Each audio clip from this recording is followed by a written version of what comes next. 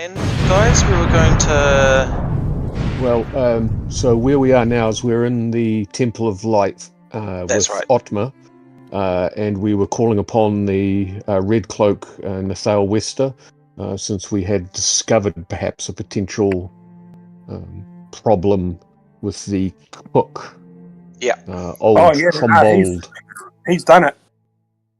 Yes, but whether there was further malfeasance, we do not know. Whether his wife, but we know that there is some potentially magical tome called the Recipes of Corruption.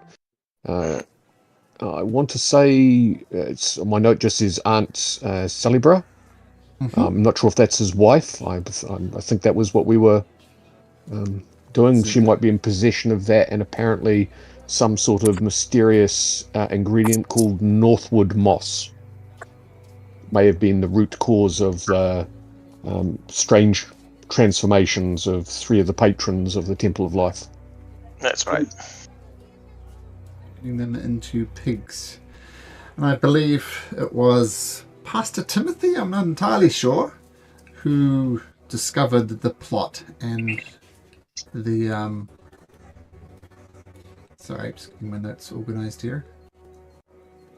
Yep.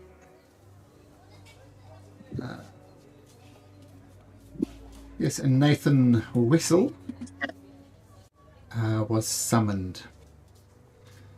One of the Red Cloaks. And if you remember, Red Cloaks are kind of the judge and policemen kind of combined in one. Like they spend years and years and years studying the law so they know it backwards. And so that's how the court system, there's not so much trials, there's sort of the judge and can pass sentences as well.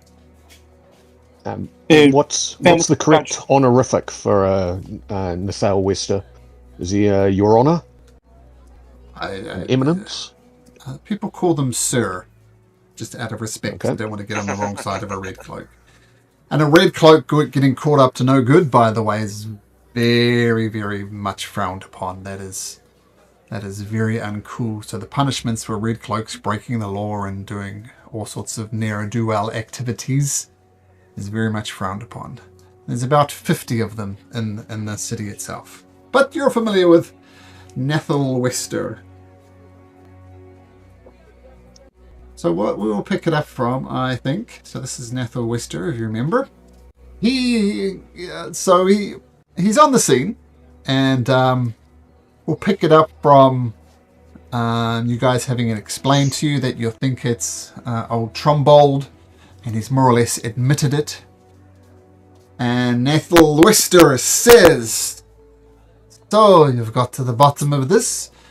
I must say I'm surprised such amateur sleuths as yourself seem to have cracked this pretty quickly.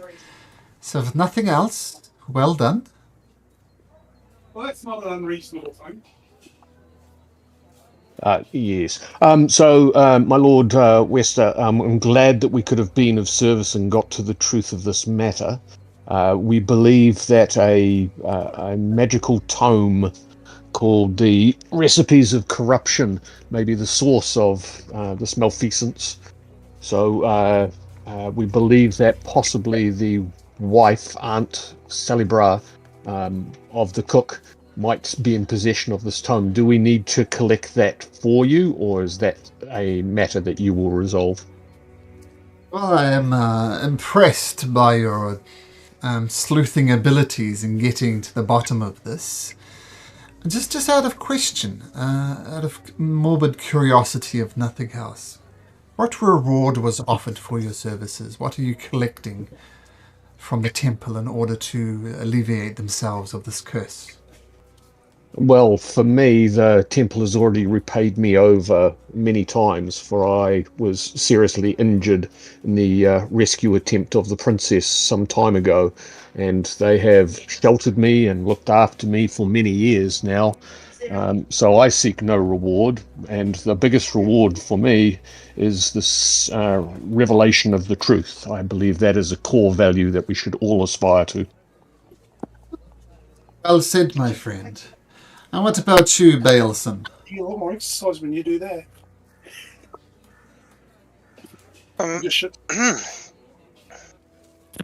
Well, I wouldn't say no to a coin or two, but helping out the everyman is what we do. I think, right? Helping out the innocent, protect the innocent, and so on and so forth. And Atma says, the priest says, "Oh, my apologies. Let me go." And he goes to the donation box and brings out 5 gold pieces and hands it to you, Bailson. He passes one back to Otmar, so he takes 4. Thank you. There's Otmar and puts the gold piece remaining back in there. And what about you, mysterious one? He says, pointing towards Hector, who's, I assume Hector's got his cloak over his head, hiding his rather unusual arm. I would gladly take the money, but alas, I don't think my father, Pastor Timothy, would approve. Well, Aye, good lad. Good lad. all right, so for 4 gold pieces, you have been rewarded appropriately, I guess, Mr. Bailson. We will take it from here. To answer your question, we'll investigate Aunt Celebra's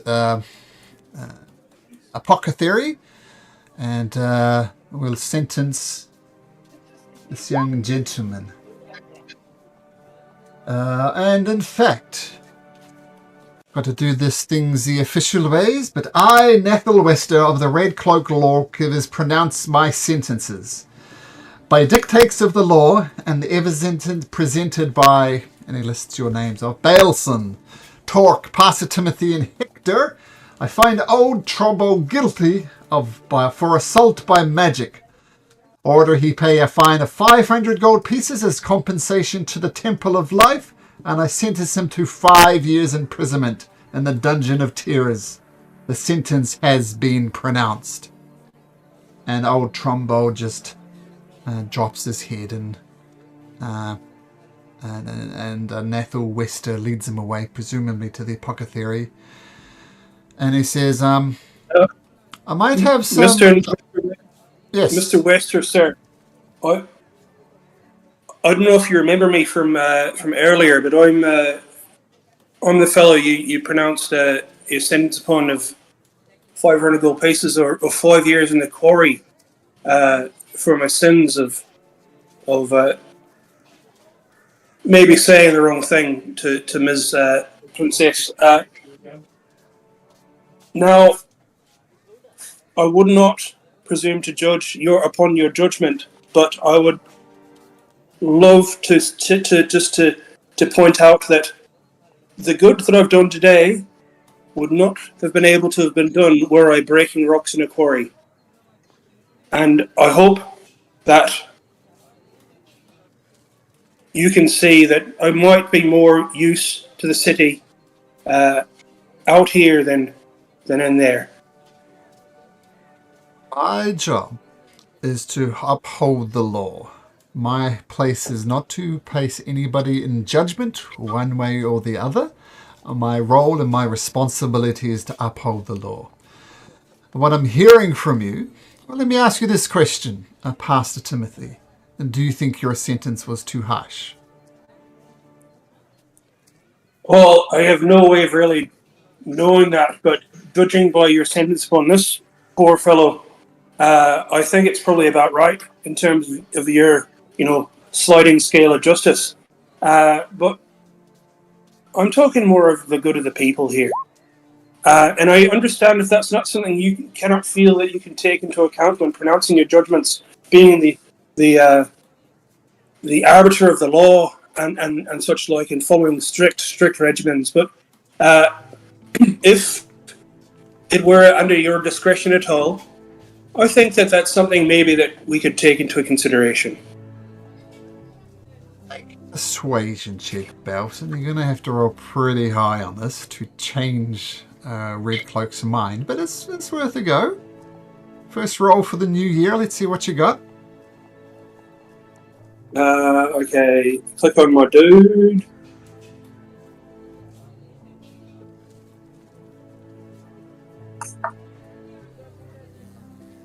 Oh, The law is Just the think- law is the law is the law. And I don't know. It is not for me to dictate whether laws are harsh or unharsh. I mean, need I remind you that 500 odd years ago we were ruled by dark angel overlords. The kingdom was a mess. That was overthrown by a brutal theocracy. And now, rightly or wrongly, we're under the rules of a monarchy. And the royals of King Waldron Azanar says we must all dye our hair pink, then that will be the law. Perhaps you might think it's harsh, but it is a law handed down from the king. And that is all there is to it. The king makes the law, and perceived injustices against the royalty tends to be harsher than perhaps they should be. But once again, it is the law. You broke the law. You pay the fine. Aye, and I appreciate a man who knows where he stands and shows where he stands. So I do appreciate you in that. May the good light of the Redeemer shine upon us all, and redemption come in all its many forms to us. Indeed. One thing I could do for you, Pastor Timothy, and this applies to all of your... I'm not sure. I'm not familiar with most of you. Are these your friends? These your acquaintances? Traveling companions? Well, you know, they say friends are just acquaintances you haven't got sick of yet. So, let's call ourselves at least a merry band. Merry banditers. So this is something I could perhaps do for you, Pastor Timothy. Belson, Hector, Torque as well. If you're looking to pay off your debt, when you have a moment, sometimes say before the King's Games, come see me. I might have some jobs for you. You can start paying off that debt that you owe.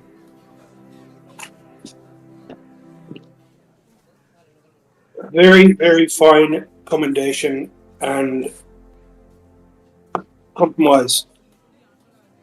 Out of curiosity, what sort of jobs are you suggesting? Let me just lost my notes. Just a sec.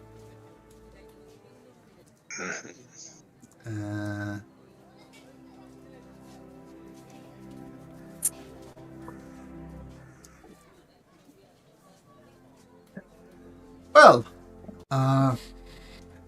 firstly, as you know, there is the King's Games coming up shortly. There are nobles aplenty flooding into town, and for the first time in many years, we've heard of talk of some of the Gorsos coming. And the Gorso mansion itself is in a bit of a mess. It's been abandoned for some time now, so we need that cleaned up. There is... yes, that's the main one. I mean, don't expect to be, swinging swords and chopping down zombies or something. This is quite a menial task, but it needs to be done, and I can pay you in coin for doing it. Pastor Timothy flashes Hector a look when he mentions the Gorsos, just to see how Hector reacts to this. I'm going to pay more attention, but I'm going to try and not react. Okay. Well, come see me. The city is getting ready for the King's Games, but it's still we have enough days left. What? So come see me when you've got a moment. I'm sure you have other things to do. And with that, Nathal Wester gives you a polite bow and leads old Trumbold off. Now, old Trumbold seems like a broken man at this point. He's not resisting. He's not screaming. He just seems resigned to his fate. And off he goes.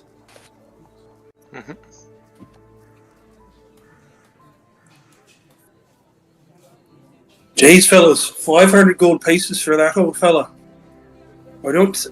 That'd be a fortune for him. There's no way he could put his hands on that. I understand. This tour of the city has given me great insight into the priorities of the certain echelons in this place.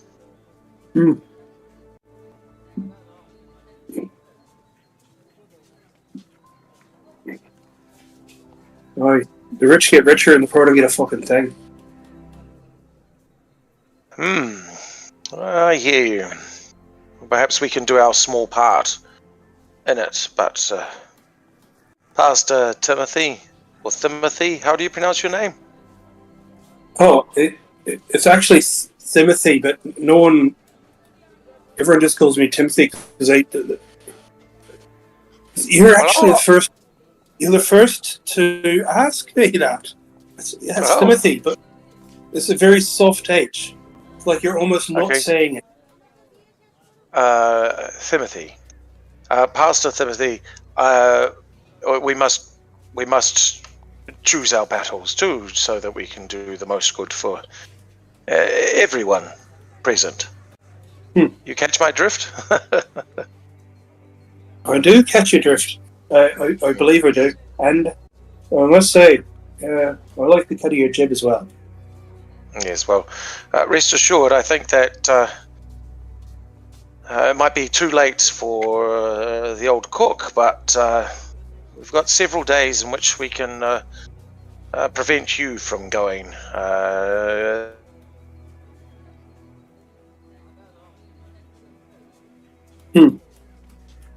Yes, to that end,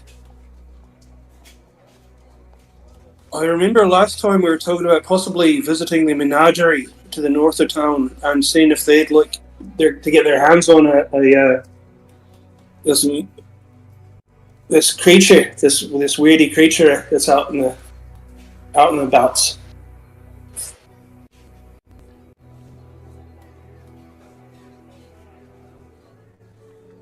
Might I remind you that you have committed yourself to blessing the meal this evening that will be held. What happened? Dropped off. What's happened? At the Hills Nectar Winery for Jazeer Domaran. Right. But a short detour, you know? Well, if you are looking to earn yourself some credit, perhaps that will raise the stakes so that you might be better known. That may lead us to further opportunities to seek out the truth. Sure. Yeah, You seem like a man who knows... You seem like a dwarf who knows his way around town. Sorry, Pet, is Torque a dwarf? A tiefling. Tiefling. Oh, sorry.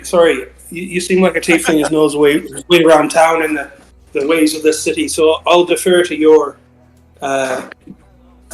wisdom.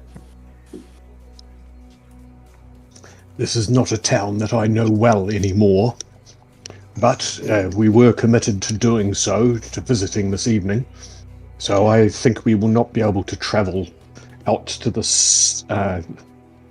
outside of the town to subdue that beast immediately. No, you misunderstand me, son.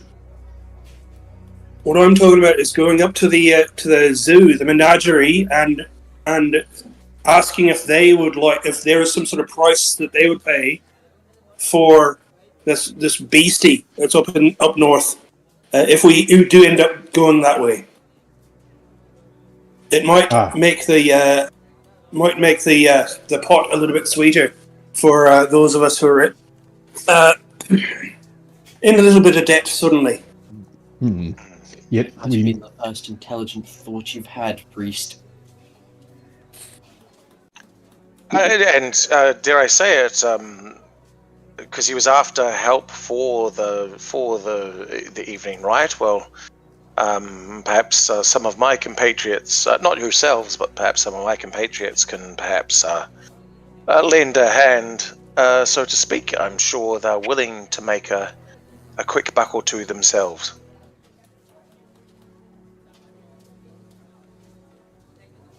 Oh, well, the more the merrier.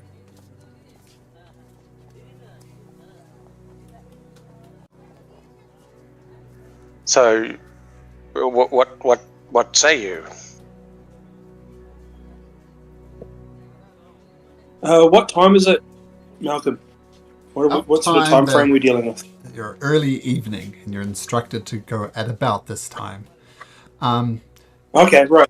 Done. And Torque, I'll say Torque is familiar enough with the city, even though he's been elsewhere, shall we say, in a coma type of situation and recovering. You would know that the monster menagerie is open till late hours, so you could, in theory, do both of them quite easily this evening, assuming there's no delays along the way. Yes.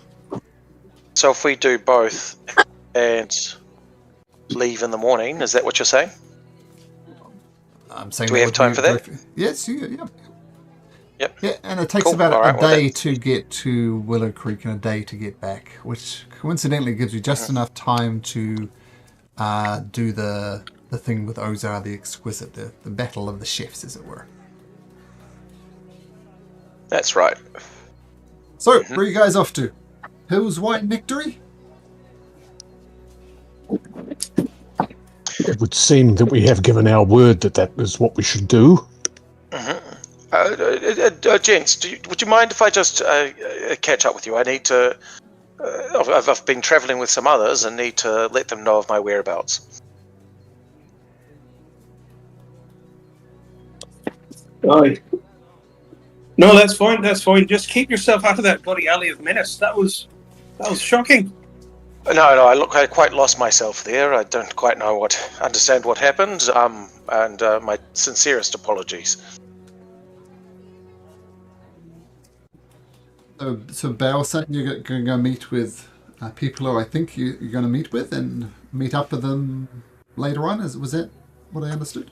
Well, my hope was, so my intention is to let them know about the soiree. I think, from memory, to let them know about the soiree as a way of, between you and me, Malcolm, casing the joint for marks.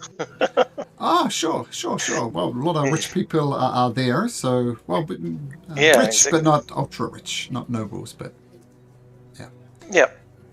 Okay, sure. Cool. So I want to quickly sort of let them know about that, and that I might be venturing outside of the city walls to do a good deed that might bring back some money, maybe. Sure. Okay, so absolutely. But in the meantime, you cross over from the South District across the Nine Arches Bridge and off to the Hills Wine Nectary. Now, the Hills Nectar Winery, sorry.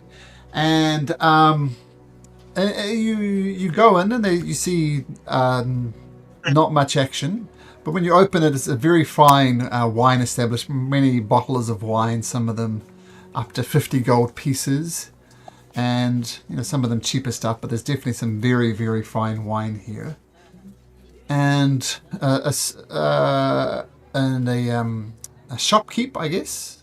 But he's dressed very finely and very formalized. Says, "Are you here to purchase wine, or are you here for the revelry down below?"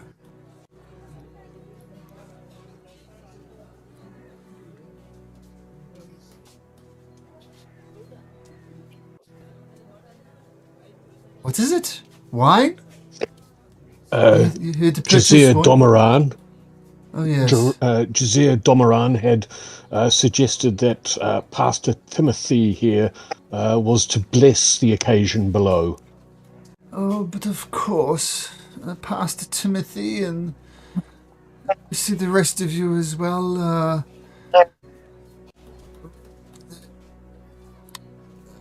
I suppose I do have your name on the list. Please proceed down below into the cellars. You'll be a man about halfway down to collect your belonging, or to collect anything you wish to leave behind. Do go down and please enjoy the festivities. And he opens a trap door, and you go down to the cellar. It's like dry and bone dry, which is, I assume, good for keeping wine. And there's a place to drop off your stuff, like a cloakroom. And there's a dwarf Brian there. Says, all right, you know the drill. Give me your stuff. Hand it over. Sorry, what stuff? Well, everything. Weapons, Oh, sorry, clothes. Are we going in naked? Well, yeah. Well, what did you think? Well, anybody who knows anybody knows the type of parties that the Domerans throw. A lot of pleasures of the flesh, shall we say? And yes, you're required to go down without clothes. Good sir, might I just have a little word with my friends off here in private, and get back to you, and I'll pull everyone aside. Of course you may do that, but it's considered very bad form to get an invite to such a prestigious event and then turn around at the last minute. People will not think well of you, but do as you wish. No, sure. We've just got some details we need to just figure out, like who's wearing what, we'll be fine. We'll be fine. But, and pull everyone aside and I'll say, what the fuck have we gotten ourselves into here, boys? Yes, no, I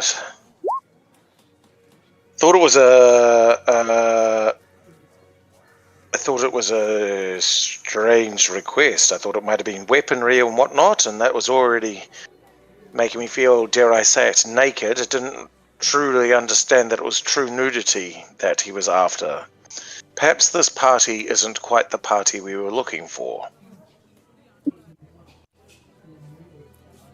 I mean, would you, for instance, as a father, would you want to see your son stripped completely of his clothing? Well, it's nothing I haven't seen before, but I'm not that comfortable with, just strangers and the like, Mm-hmm. They'll, you know what? I'll say this, I am more than happy to sit this out. It was only you who was actually invited, so if you want to go in, you go in ahead. I'll go and talk to my compatriots and discuss these things. But this might be a little bit too odd for my liking. Just as a player aside, what were we trying to get from this?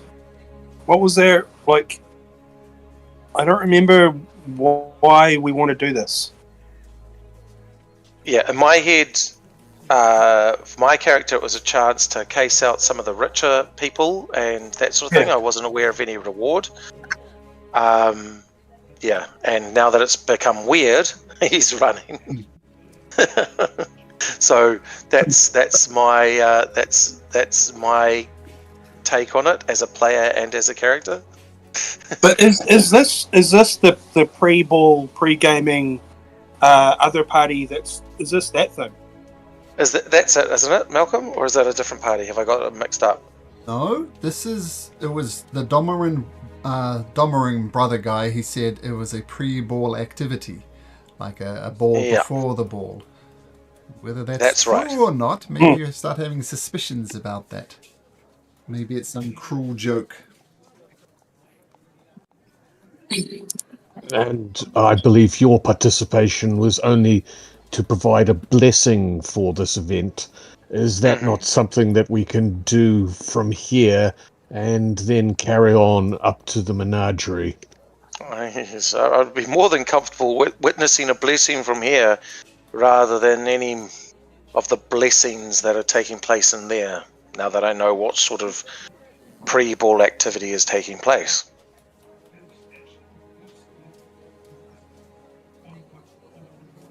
Well, gentlemen, I believe in my heart of hearts that everyone deserves to feel the warmth of the light of the Redeemer, even if it be on their bare skin. So I'd be happy if you were to hang back, and I would go in and just before the blessing and be right out.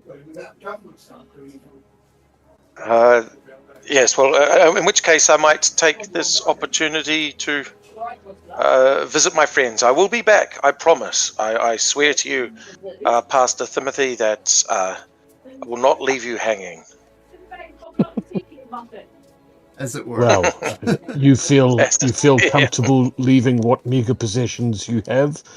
Perhaps I can look after your son while you bless this occasion.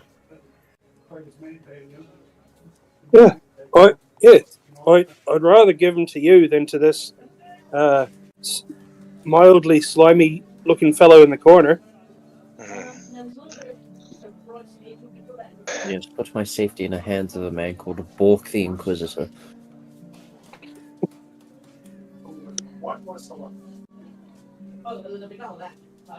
Your safety, young master, is, as always, in your own hands. Or hand, at least. Sorry, I mean hands. So much. You should stick around and enjoy the spectacle. It's so rude to dine and dash. Well, if you would like to come in with me, it may be a good bonding experience. Oh, I have a little predicament of why I can't go in there. You know that. Yes. Very bashful. You are a man of words. Very vocal. Right. All right. Okay, so let's break the huddle and go back to our the dwarven cloakmaster and say, as it turns out, my friends here have just realised they've got somewhere else they need to be, but I would be happy to enter and bless the proceedings. He gives you a smile. He takes out a book from the side of it, and he writes, looks you in the eye and kind of writes down, Hector refused attendance. Cork refused attendance. Baleson refused attendance. Then he closes up the book and gives you a smile. Father, yes, do your blessing. You know what you need to give me, so please, I will take good care of your clothes, I promise. Right. I'll start to take my clothes off, and as I do, I'll cast Minor Illusion to blur out my private parts. Sure. Best use of minor illusion ever. Well done. Emphasis on minor illusion. Yeah.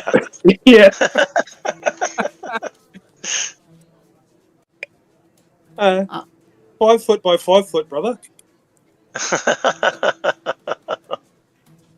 And to answer your question, Gorsos don't know much about the city at all. For years and years and years, they've retreated back to their own city. which is why the mansion is abandoned, but apparently they're coming back for the festivities, hence the cleanup. Okay, Pastor Timothy, with your pixelated look, you continue down into the depths of the cellar. And the entire wine cellar, which is this quite large underground complex, shall we just say there's a lot of depravity happening. I don't want to describe it more detail than that, but let's just say a lot of depraved activities are happening. And you see Zajir Domorin, the very rotund gentleman who is, like everybody else, completely without clothes. And he comes up to you and says, "Oh, Pastor Timothy, I'm so glad you could make it," and goes in to give you a big hug.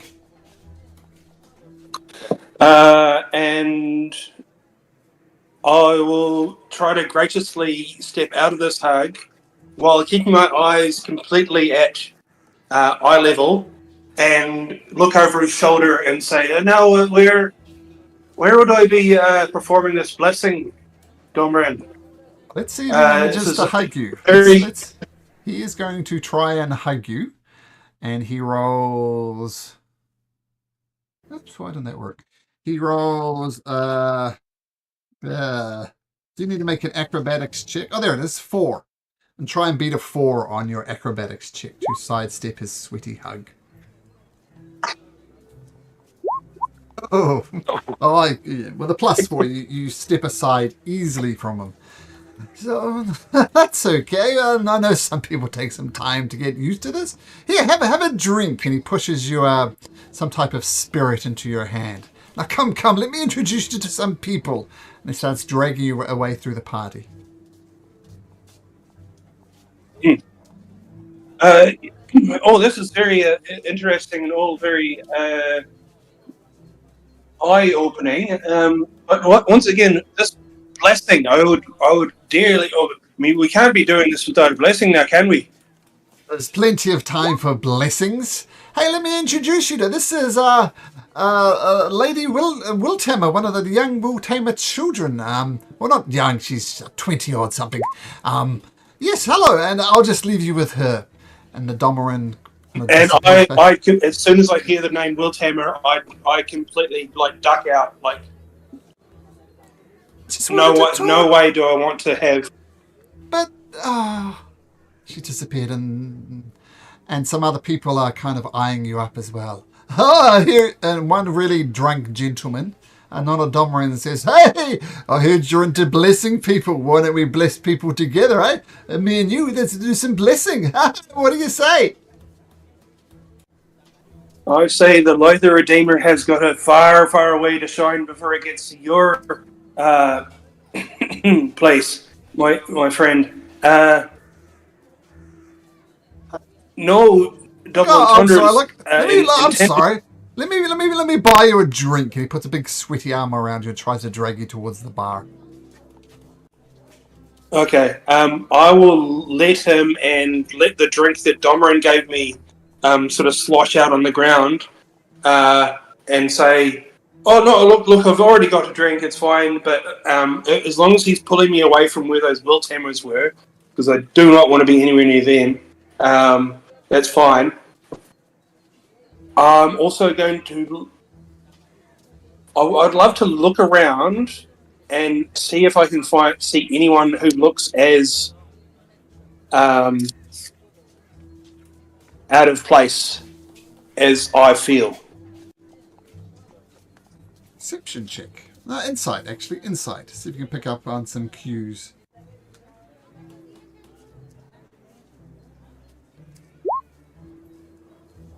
There's one dwarven gentleman in the corner. He is nursing a beer, as dwarves do, I guess.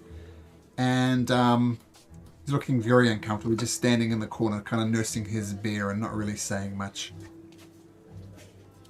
Right, I'd like to sidle up to him, if I can, in that corner, which is a good place to be, and just, without really confronting him, just off to the side say, this is all a bit much, isn't it?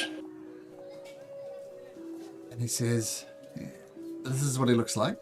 And he says, it's all a bit awkward. You're not wrong, but I was looking for some investors for a project I was doing, and I was told this is the place to be. But I get the impression that this is less about investment opportunities and more about other things. It seems quite disingenuous. They don't want to talk about my investments at all.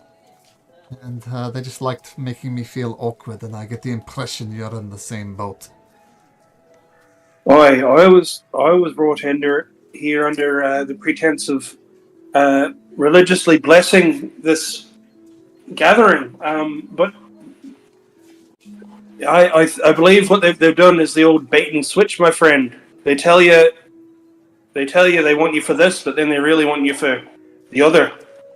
What pretense did they bring you here under? Well, I am a man of the cloth, although, I have got no cloth on me. And I was told that this was going to be a prestigious ceremony, a gathering of the best and brightest of the city, and it was for me to bless it under the light of the Redeemer. But it seems both you and me have been taken in. I mean, there's not investment opportunities here for me. And I'm just trying to find a polite way to leave. Though at the moment, I'm even considering whether politely is the way. Maybe I should just bugger off. Well, if you tried to bugger off, I'm sure someone would corner you. And if I tried to bugger off, I'm sure that someone would corner me. But if we bugger off together, then maybe they think we're buggering off. We might just be able to get away from here if we stick together, Mr. Tightlips. And they've all been very rude, but I would like to hear about your investment opportunities. I'm not at liberty to discuss it here, but you visit my house. I live in the seabed. In fact, if you have a map here, I'll draw a little circle around my house. Come and see me sometime down over here, near the buried tower. We can talk more there. Hi. That would be better. Now come see me near the buried tower. This house here indicated on the map. And yes, we can talk about this investment opportunity. It's high risk but high reward. I'll just put it that way. All right, and I wouldn't normally be so forward as to ask this, but this is a real investment opportunity. This isn't just a way for you to get me somewhere that you want me. No impugnment upon your character, but you have to understand, under the circumstances, it's a natural thing to ask. Well, I completely understand. This is purely a business transaction. Hopefully it will make us both rich. But as I said, high risk, high reward. Nothing more, nothing less. You can insight that if you like, past Timothy. Yeah, I'd love to.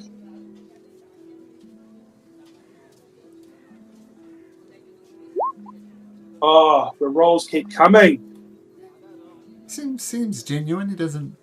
I mean, he's plainly uncomfortable here about this whole situation. But you're not sure. Maybe he has something else up his sleeve. Right.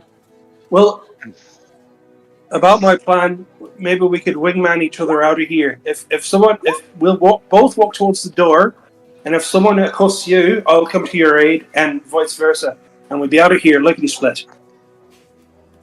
Right. Sounds good. And you both make your way over. And there's some people who try and grab your arms and pull you into piles of bodies, but you easily enough maneuver around that.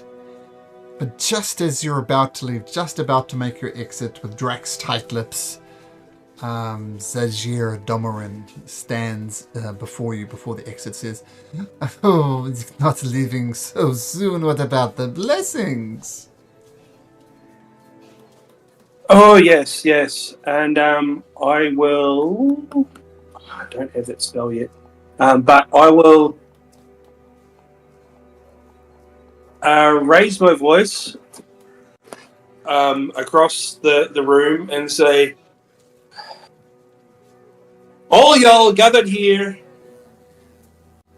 may the light of the Redeemer shine upon y'all, and may each of you be in heaven half an hour before the devil knows you're dead. Find yourself blessed, and find your bliss tonight, and everyone enjoy yourselves. Everybody completely ignores you. And the Domarin brother says, "You're gonna have to be a bit louder than that, Timothy."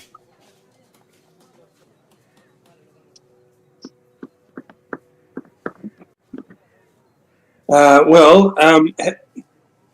can I explain to him that I don't have access to the Taumaturgy cantrip to make my voice louder yet? Sorry, sir. Cantrip, just get some air into your lungs. Bellow it out. Unless you're embarrassed about saying a prayer for the Redeemer.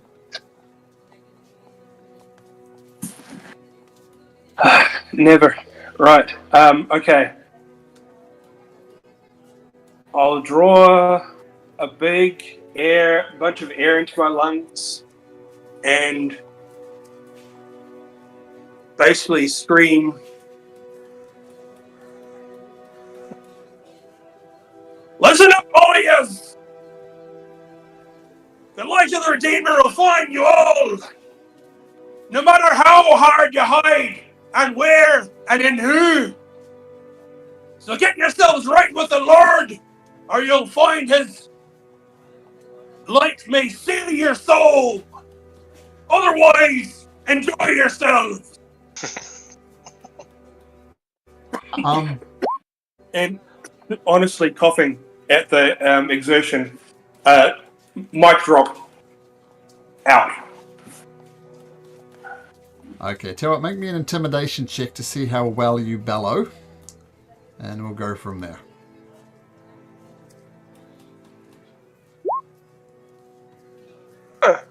You get the attention of some people. Not all people, but enough of them pay attention to you. The Domarin... sorry, just a sec. The Domarin brother seems pleased enough. Now that wasn't so hard, was it? And I'll...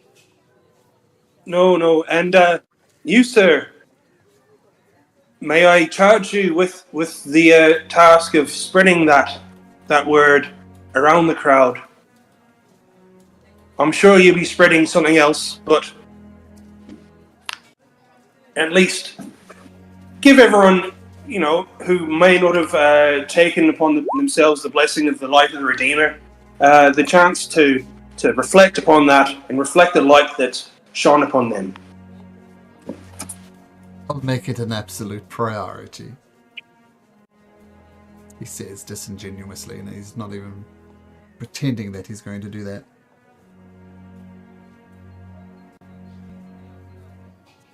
So okay, and I'll move away from him, and then if Drac is still in range, I'll be like, where the fuck were you, friend?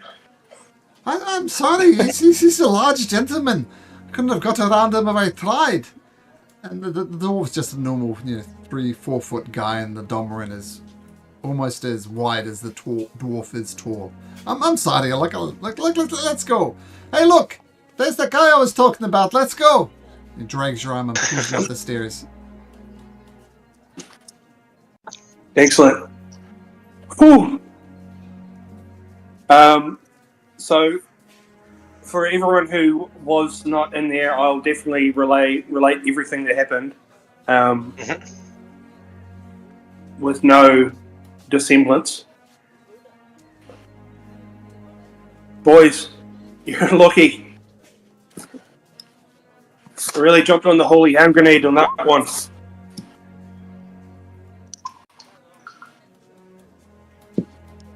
You get your clothes back easily enough. So, Oh, excellent. yeah, let's take good care of them. And we'll say just at this point, you return back to the top side, and we'll do Bailson, as he's off to make some contacts. We'll get there in a second. But in the meantime, 3 sessions in. Congratulations. You are level 2. Ooh. Ooh. And while you take a moment Okay. to level up, I'm just going to be AFK as I got to say goodnight to some children. But that'll give you time to level up. So I'll be right back. Yeah.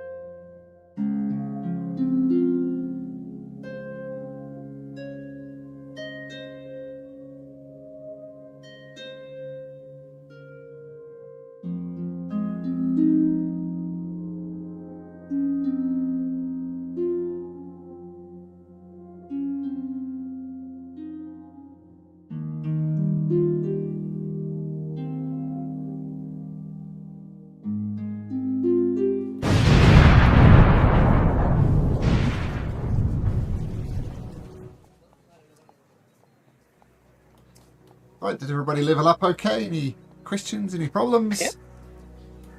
No, I've leveled myself up. Ooh. Ailson 10, Hector 7, Timothy 7, Torque 2. 2. Okay, so Bailson. So you're interested to meet up with some vagabonds. Yes. And we can roleplay it if you want to roleplay it, or I could just quickly chat through it if you want. Either or, I'm happy to do. There's some things that needs discussing, shall we say. Okay, cool. And I think it's best if we do this in voice channel 2. Sure thing.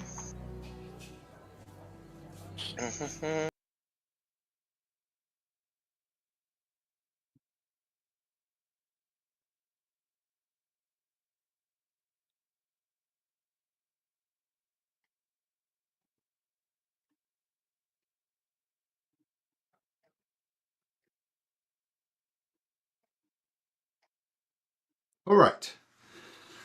So you go seek out Taris and Gren and the rest of them in some nondescript bar, where you told you a meet. And Taris, who seems to be is the leader of the Uncanny Vagabonds, he says, "So, Bailson, what have you learned?" I must say that this city is far more degenerate and unwelcoming to people of our class than I ever expected. If we could, I'd happily rob this place blind. Quite robot-y. Am I sounding okay? No, you're not either. You're sounding robot-y too. Don't know what's happened there.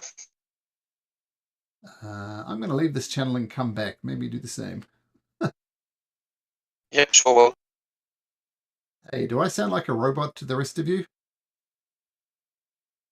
Because there's no other real spellcasters in the thing, the whole congregation thing is like almost useless. So I've gone order cleric because at least then I can. Is that better at all? Hello? Hello. Yeah, that is better. Yeah, there we go. Hmm. Or am I sounding robot-y again? A little bit, but not No? not so that I can't understand you. Not as bad. So a degenerate city, you say? Well, I was just saying that the city is far more degenerate and unwelcoming for people like us. That if I had it my way, would rob this place blind. Well, as you know, some the King's Games is coming up. We've got a few kind of interesting opportunities. We're wishing to run them by you, and we're actually hoping to rob the Gorso Manor. We hear that it's abandoned, but we hear there's quite a lot of valuables inside there. So no subtlety with this one, just in and out. Thoughts, comments? Well, I might have a way in. We've been asked to clean the Gorso Manor, and we'd get paid by one of the Red Cloaks. I must say, though, I've noticed some shifting glances between two of the people I've been spending time with. They see something's up with them and Gorsos. Whenever Gorsos are mentioned, they don't seem to be particularly comfortable. So is that going to be an issue? Not an issue. Perhaps I could. An opportunity, I think. Perhaps I could. Yes. Okay. You were saying? Well, no, like, if perhaps you might be able to take the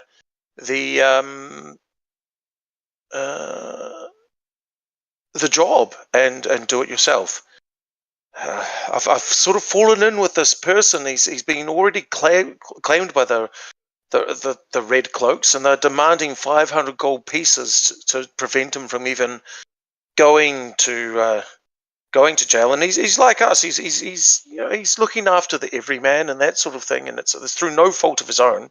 It was the princess who ripped his ear off and then demanded that he sit still. And for that, he's being charged 500 gold pieces. And I mean, I know that I've barely known him, but I feel like he's a good man, and I'd hate to see him go down for this. So I'm wanting to try my best to prevent him from going to jail in the first place. What say you?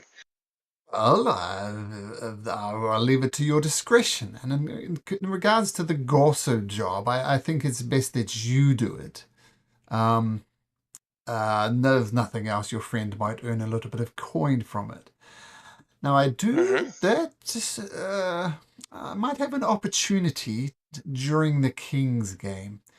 You remember the old scam we've run in the other villages where we have an old lady, we have her selling biscuits, and the biscuits are poisoned, but not overly, so just enough to make someone vomit. And then, of course, we come up as medics, which there'll be no doubt medics walking around anyway during the King's game with people who get too drunk and fall on a bunch of beer glasses, things like that. And then the noble spirit of the clerics, we heal them up. We don't really, we just give them some herbs and stuff, but often it's in the mind, these things, the placebo effect, I think it's called. And of course, if we help ourselves to their pockets, so be it. Would that be something you'd like to do as well? Do you not?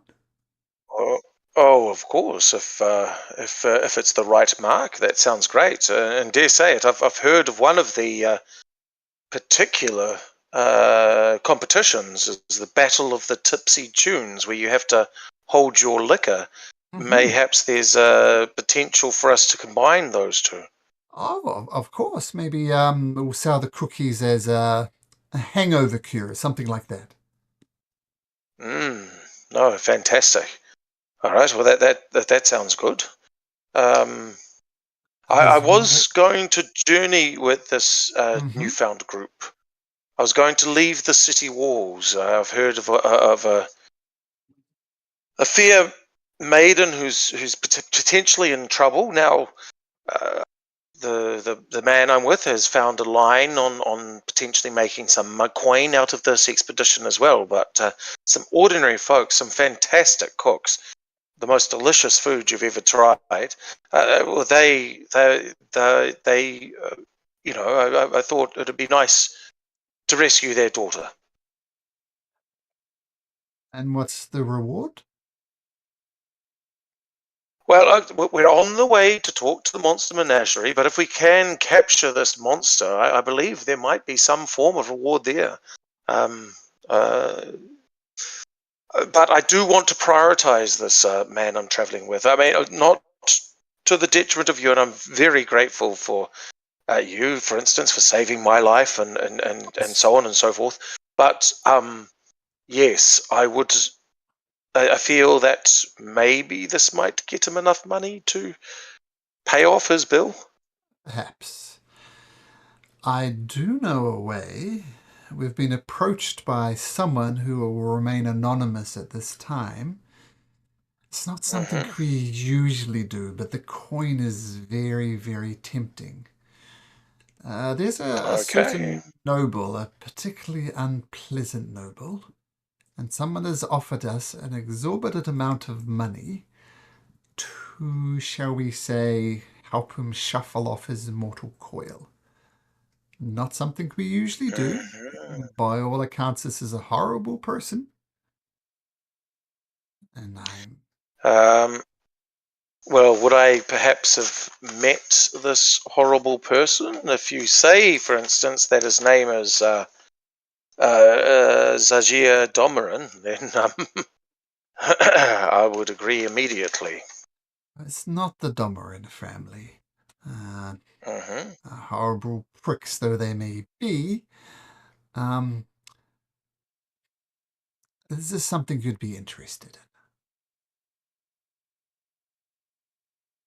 Oh yes. Well, when would the mark take place? Would it take place during the King's Games? Sometimes before the King's Games, ideally. Hmm. Well, you see, I've fallen in with this group. I don't think I can do it by myself, and I can't give you a solid answer because I'll need to sort of work them over to my way of thinking. Is it something that I could do by myself while we're doing something else? Are you familiar with the Wilthammers? Oh yes, well there's a large ball taking place. Yes. Yes. Mhm. Yes, there's the large ball taking place. That's correct. But the Wilthammers are, shall we call, old money. They've been around longer than any other the noble families. They were here when the monarchy was formed and by all accounts have thrived since then. And someone getting that much power, that much concentration of wealth, shall we say, just upsets the wrong people. So if Lord Wildhammer, the father figure of the family, if he was to pass away, then it would be lucrative for us. Maybe find a way of getting invited to the ball. Maybe sneak into his mansion at night. Okay, well, yes. I will.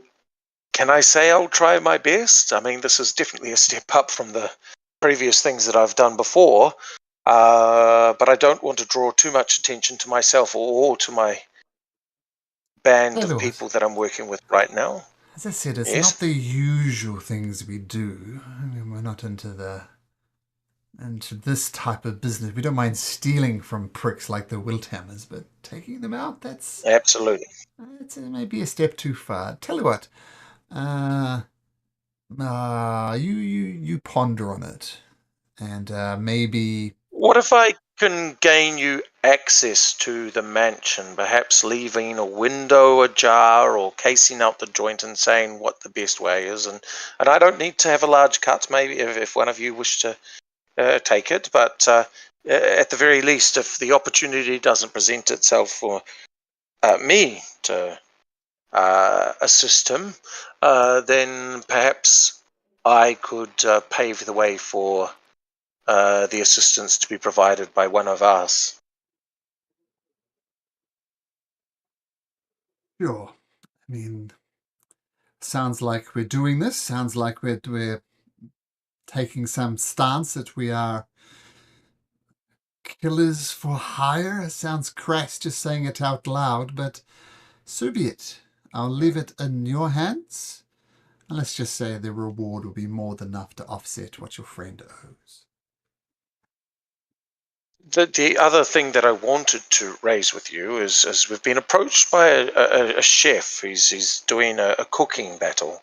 Now, obviously, we're pretty good at making poisoned cookies. Is there anyone in our crew who might be willing to join this guy, Ozar the Exquisite, to help him win?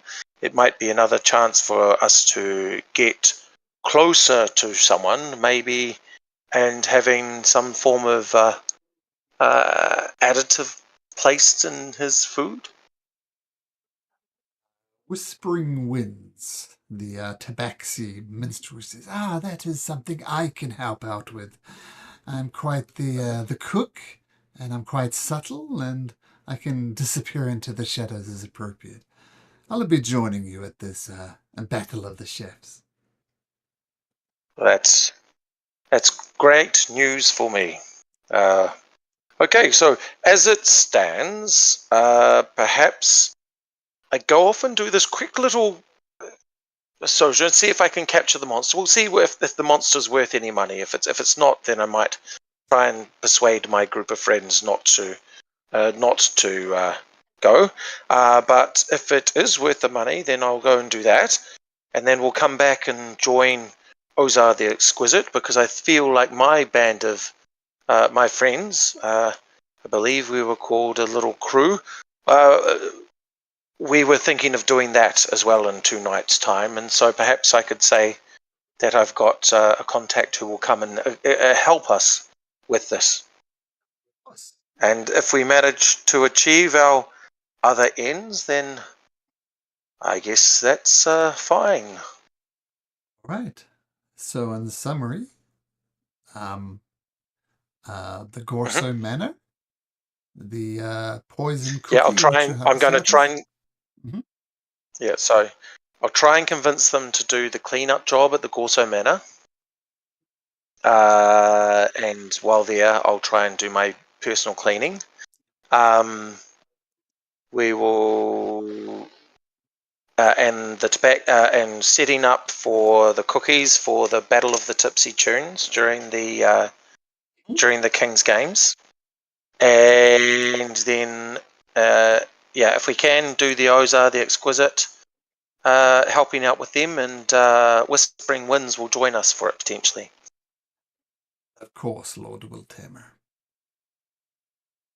Oh yes, and Lord Wiltamer. If we can get to the Wiltamer Ball, get an invite. Sorry, we still haven't got an invite to it, have we? Oh, no, you haven't. No. So if we can get an invite to the Wiltamer Ball and see if opportunity presents itself, and if it doesn't, I will try and case the joint for security and pass that information back. Is it best to use Thieves' Cant around the place You'll be talking in Thieves' Cant this whole time. Yep, no, absolutely, cool. Yep, so no one. And no so one I, is but any can I wiser. leave? Yeah. Cool, perfect. Yep. So Thieves' Cant was used, and Okay. they used to. You've done this before. Just default into Thieves' Cant because that's the way to do it. Yep, absolutely. Okay, so back Cool. to the ball, the pre-ball, and we'll do it just as Pastor Timothy and them are exiting. Arriving out. Yeah, sure thing. Another question. Cool.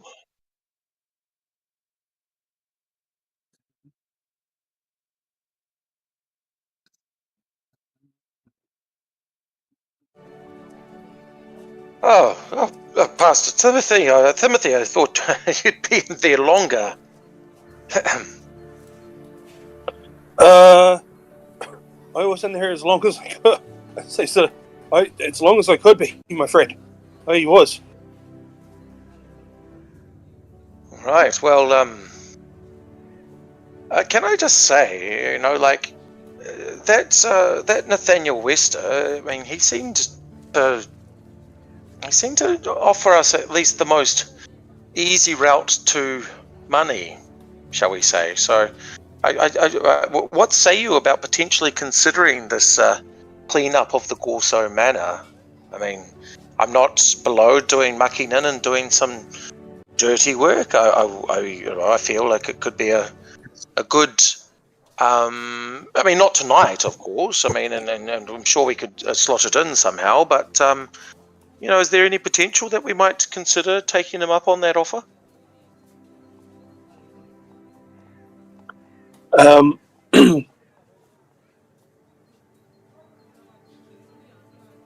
He seems like a very stand-up sort of fellow, and I believe, even though the people he works for are perhaps not the best, but I don't think he'd steer us wrong.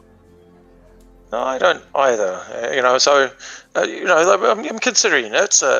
It could be an opportunity to make some nice, easy, hard-earned money, and me as a traveling performer, we're well used to cleaning up after ourselves. We tend to leave our grounds where we perform spotless. Nothing would go to waste there. So I might have some people who could come and help us. But the good news, I've got a very good friend.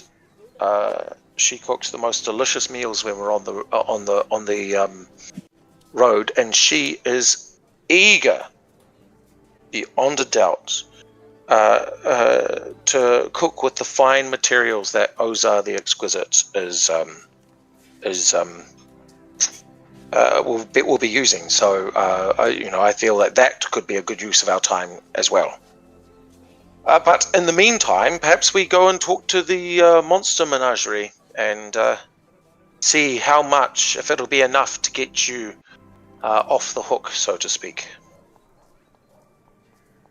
Aye. Well, that would be very nice. I'd be thankful of you if you all would accompany me there and that. I certainly will. I've only been in the city for less than a day, and let me tell you, it's bewildering.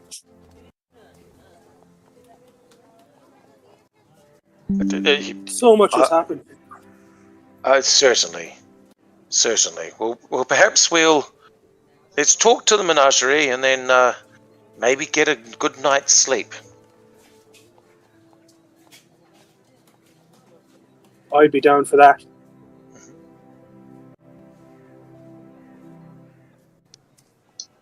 So you can wander over to the monster menagerie. Let me just get you back to the main map. Oh, you are on the main map.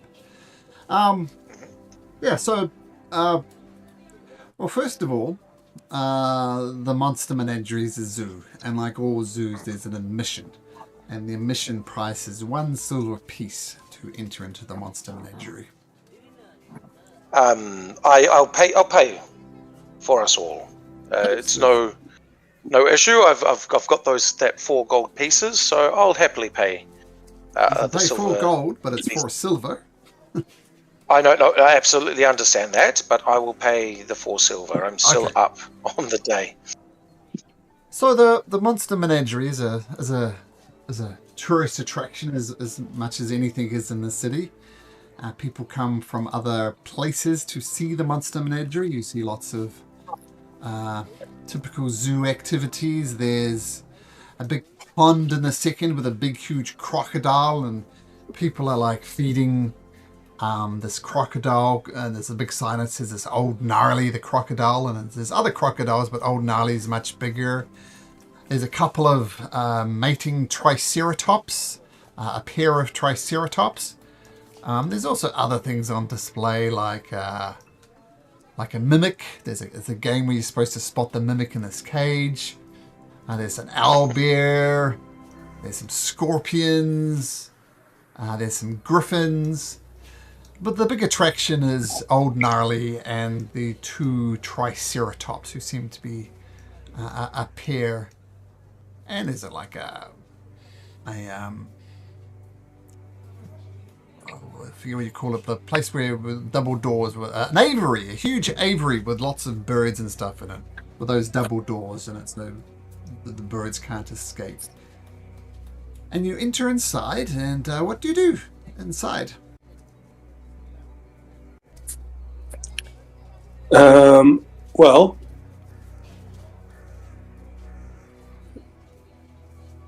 how about this, gentlemen? What if this man who runs this may not necessarily immediately want to buy a manticore, but what if we made it a little bit more appealing to him? Uh-huh. Let's throw in a dragon as well. Well, what if young Hector and I posed as sightseers, and we, upon the tour, after we did the tour, we speak to the head groundskeeper, or the zookeeper, if it were, and express our disappointment that there wasn't one particular beastie. And then perhaps Torque, you and Bailson, you could offer, upon hearing this, that perhaps you know where to find one. Fine. I do wish to point out that we have not yet ascertained whether the creature attacking the village is indeed a manticore or just some other beast. All we know is that it's some form of lion spear thrower. Is that right? That is the rumor that the parents shared with us. Well, perhaps why don't we mention, like, I've heard of a great lion beast threatening Willow Creek, and we just mention it in passing. When we pass some sort of dangerous beast and say, "Oh my goodness, I've heard of this thing in Willow Creek." And he might be interested in adding something a little bit more substantially dangerous to it. So on our tour, we did not, or do not see creatures similar to this. No, nothing even remotely resembling a manticore. So more a petting menagerie than an actual foul beasts and monstrosities. There's triceratops. Well, Scorpion. Scorpions and cages, triceratops. I'm not sure how. Mimics and all sorts. Yeah, no, Yeah. Totally. Like there's dangerous things there. Yep. But this might be the crowning thing. Something regal, something lion shaped. a big, huge crocodile, which Yeah. Mechanically huge is quite big. It's a big boy, no doubt. There's other crocodiles in this pond here in the center, but Old Gnarly is by far the biggest crocodile there. Well, perhaps if you talk about manticores, I might raise that I've heard of some sort of lion-shaped beast that's actually terrorizing Willow Creek, and we were intending to go there. Perhaps they might be interested in procuring such a beast with our services. How does that sound? Don't exactly have a reputation of getting exotic beasts now, do we, though? No, but if we don't take any payment until we return it, then they've risked nothing. Or they could just take that bit of advice and go hire some actual professionals to do it. Well, either way, that's actually fine, because so long as poor Byra is saved. You don't even remember her name. I'm not sure she's part of your priorities. No, I remembered her name as soon as Pastor Timothy said that the menagerie might be interested in procuring a certain animal. So, no, I have it tattooed to my heart.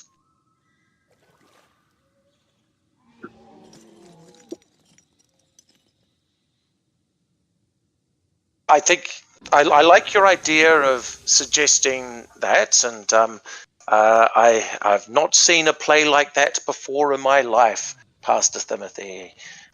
So yes, no, I'm sure it'll be expertly done. Let's do that. Right. Now, Hector, to really sell this, I think you're going to have to be very, very disappointed that there's no manticore. Very disappointed. So, I trust you. I believe in you. I believe you can do this.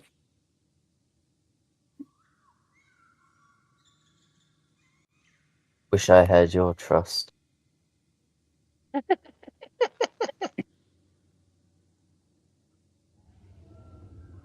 believe in you, son. I believe in you.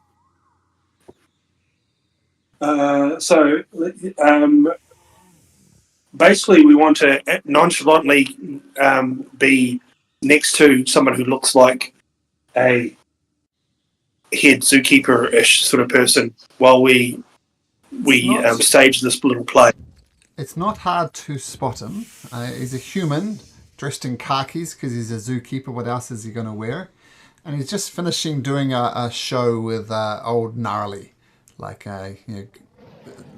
people are awing and ahhing at this crocodile as it kind of devours a whole deer. And people are very impressed.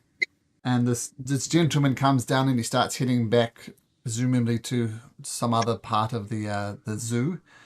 And some brief inquiries, you realize his name is Saldonius Suthus, and he is indeed the head zookeeper.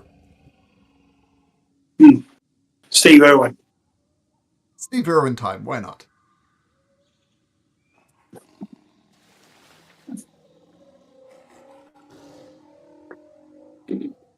Okay, so once we're within earshot of Steve Irwin, I'm going to say, now, boy. Oh, quit your way. Don't cry. Don't cry. It's okay. I'm sure they'll find. I'm sure they'll find one of these beasties, these ones that you really, really like. This can't be all they have on display.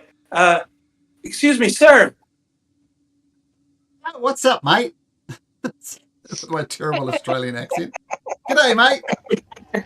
What seems to be the problem? Oh, well, I'm very taken with your menagerie here. Your menagerie. It's so. Thank you kindly. But Crikey, mate. This is beautiful, isn't it? Seeing these mighty beasts of nature. they are mighty. They are mighty. But there's only one trouble. There's only one trouble that's troubling me, and you can see it's really troubling my son Hector here. He was told that you were in possession of a great lion with spears that chucked out of its tail. I think they were called a minicore or a man. I forget. Do you know the beast I'm talking about? Ah, manticore. Yeah, I've always wanted a manticore on my zoo. I'd give my left nut for one of those guys. Oh, tell you. Look, it's been my son's one true wish in life to see one of them, and I tell you, just between you and me, we're just out of earshot. He's not got long for the world. You can see he's got that paleness to him, and it was his mother's dying wish that he would see a manticore. You better make me a deception check there, mate. Hector, son, come here, and tell Mr. Irwin here your story. Are we rolling deception on that first, or? Tell you what, Pastor Timothy, make me a deception check, and Hector, make me a performance check, and we'll see how that plays out from there.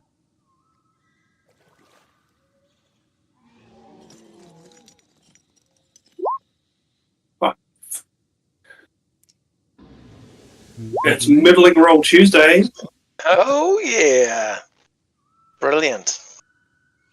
Young whippersnapper, is that true? I hear you got a bit of the case of a little bit of the sickos, and you want to see a manticore. Is that right, son? Yes, we came all this way. I'm just so sad. I'm gonna glare at Pastor Timothy while pretending to cry while I look at the ground. Oh, that's all right, mate. Well, you never know. Maybe come back in a year or so. Maybe we'll have a manticore, and in the meantime, maybe joining the crocodiles. And I've seen crocodile chairs when I've seen them before. You're not really sad, are you? What's going on here? Tell me what's happening. Look, I couldn't help but overhear. And I've got a very important question for you, fine sir. Please, sir, don't intrude on my family's grief. No, not Unless to you. I want to talk to Stay. Seldonius Steve Irwin right now. How valuable Look, I'm having a is conversation. I'm having a conversation No. with these nice people. As you I say, know in my you are. part of the world, bugger off. But you said you'd give a left nut for a manticore. How valuable is your left nut? It's a figure of speech, man. I'm actually quite attached to it. I know, and I'm using a figure of speech back. No, I don't actually want your left nut. I mean, you're not clearly going to give your left nut, but perhaps if one were to capture a lion-shaped beast that threw spears out of its tail, how much would you be willing to part for such a beast? Are you really interested in this? Oh, Wow. no, I'm really interested in it because I've heard tell of one terrorizing a region not too far from here, and I'd be willing to put my life on the line were the rewards great enough. Interesting. Now let's lay cards on the tables, mates. Hector, are you really interested in this manticore, or is this some type of elaborate scam to up the price? Be honest with me, mate. I reckon I could see through your crocodile tears. What have you got to say for yourself? Said this was a stupid idea. Yes, we were just trying to hike the price on you. Oh, honesty, mate. I really appreciate that. And you, sir, he says to Pastor Timothy, you're using this little whippersnapper to get a little bit of gold? Is that what you do with your children? Son, son, what are you telling me, son? Are you saying you're not really sick? And Pastor Timothy feigns complete surprise. For a man my who's gosh. meant to be holy, you sure do lie a lot. I mean, the holiness in them, the holiness is the holes in his story, it seems. I've seen better. I like that, mate. So, Pastor Timothy, I believe someone said your name was. Is this what you do with your children? You do some elaborate scams to try and get a little bit of gold out of people? I heard the church was greedy, but using children to up the price. Shame on you. I'll pull him aside and say, Mr. Irwin, it's a fair cop, and I'll tell you a little something for free. He's not even really my son. Oh, now you're disowning him. Wow, this is... I mean, I've got some children myself. Some of them technically aren't my children, but I never mentioned that they're not actually my child. But, yeah. I think I'll talk to Mr... Who was it? Don't tell him. Oh, Balson, yeah. Oh, not Don't tell yes. him. I'm not going to reveal your family secrets, mate, but he's honest, it seems. Actually, make a persuasion check, Balson. Telling a tall tale of a monster. Let's see how it exists, doesn't it? It exists. I do know where a lion with spears. Yeah. Everything I said was true. That's where why I'm willing to go and do it. And, I tried not to lie at all. Yeah, but it's still tall I'd tale. like You still need to persuade like him. I'd like to What am I help. persuading him of? I'd like to help Balson with this persuasion check if I can by just saying that this guy fucking knows. He knows. I'll tell you what. Before I give you advantage, you need to persuade the zookeeper that you're not a terrible person. And if you do so successfully, then you can give him advantage. I feel there should be an extra step there because you got on the right foot with Saldonius Suthus, aka Steve Irwin. Okay, I've got to persuade him. Right, I'm going to tell him.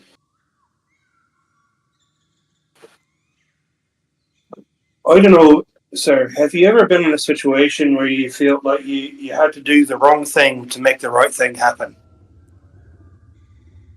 I'm familiar with moral quandaries, yes. Well, I found myself caught in one of those moral quandaries, as you call it, just this afternoon.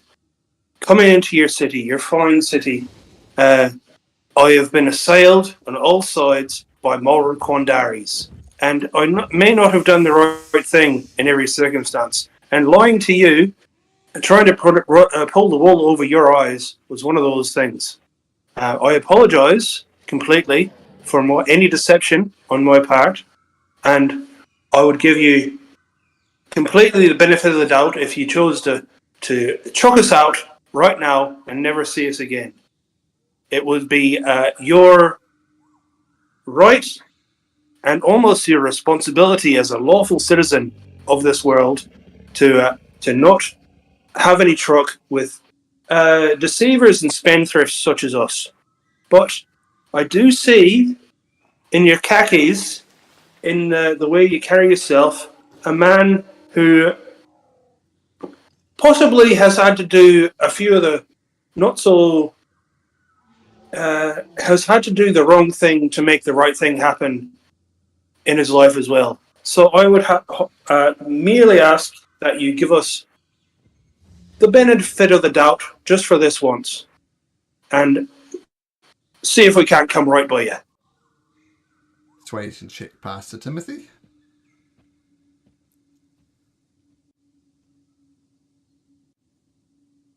Okay, middling rolls all day. Oh, there we go. That's better. Whoa! All right, mate. I'll tell you what I'm going to do. You seem like, you all make mistakes. You've owned up to it. I can respect that. So, yeah, don't worry about it. You're free to look on the rest of the monster menagerie, no problem. Now, so Baleson, Yes. Yes. you're persuading him that this actually exists. I mean, whether it does or not, you don't know. You've got to convince him it's a tall tale. So with Pastor Timothy getting back on the right side of Steve Irwin, you can make a persuasion check at advantage. Yes, well, as I was saying, we're actually going to do a heroic deed. We've heard tale of the daughter of the fine candy merchants not too far from here, actually, potentially been in trouble. She's about a day's ride away. And we thought, well, why not make a bit of money on the side? So please, if you will, we will go and try and capture this beast. And if we bring this beast back alive, we would love to be recompensed quite admirably. Not quite in the nature that you said, though. I do not, and I'll say this again, do not actually want your left nut. Persuasion check at advantage, thanks to Pastor Timothy getting back on his good side. 16. I'll tell you what, mate.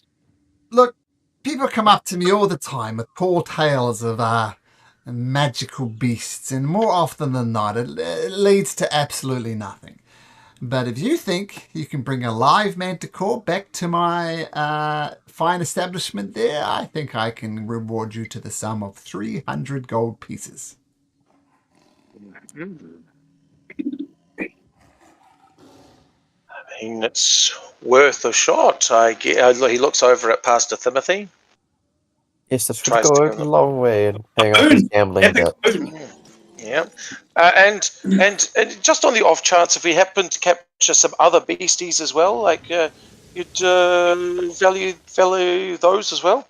It depends on the beast, of course. I mean, if you brought Okay, me a go ahead. dragon, well, that would be thousands of gold pieces. If you brought me a Yeah, no, ferret, no. less so. Of course. You'd still pay us for the first, though? Well, I'll give you a few silver. It'll be a good feed for the old gnarly, put it that way. Okay. Well, I think we have a deal, right? Right. Aye, that we do. That we do. Of course we do. I got nothing to lose, right? If you don't do anything, well, no skin off my nose. If you come back with a manticore, I have a manticore to add to the menagerie. Precisely.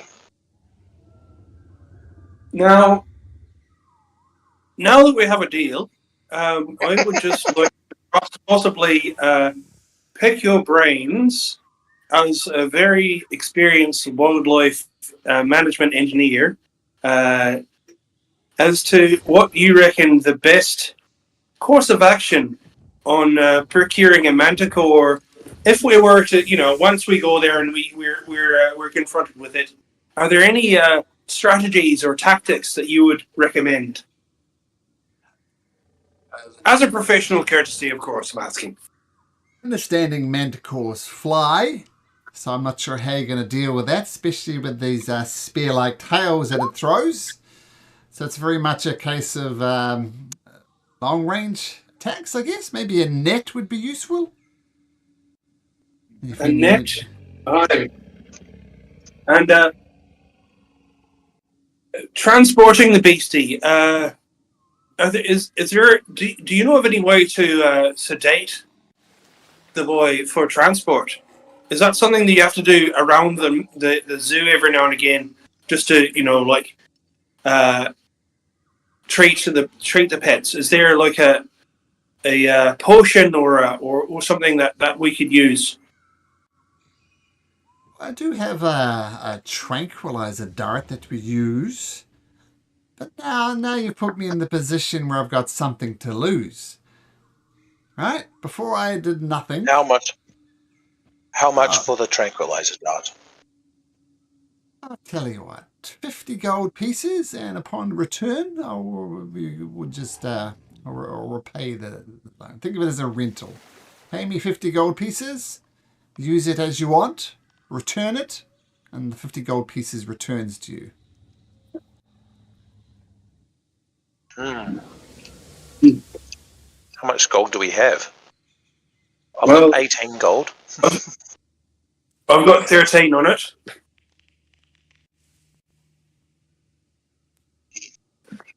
We have a shade under 15 gold. Shade under 15, so 14. That's 45 so far.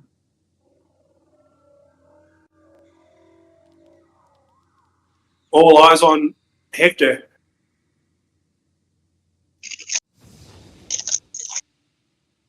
Fine, I'll see how much I have.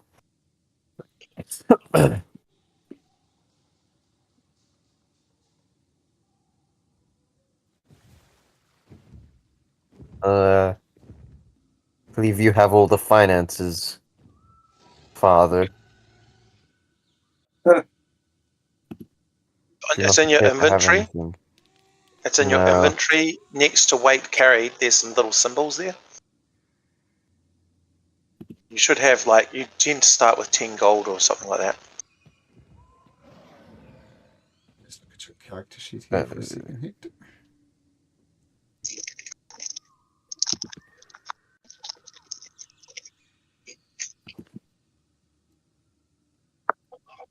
According to your character sheet, you have 0 gold pieces.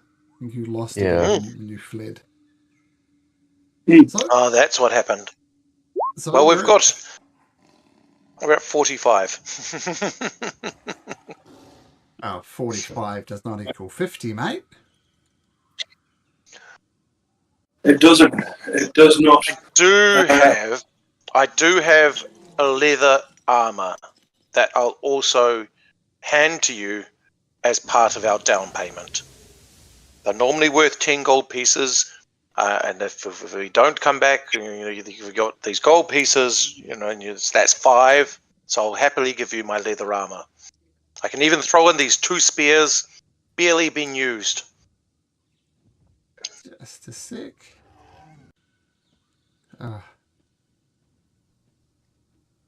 Sorry, D&D Beyond's kind of changed a little bit.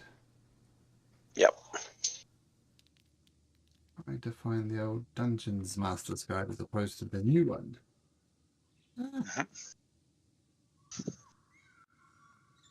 I just didn't play it simple anyway.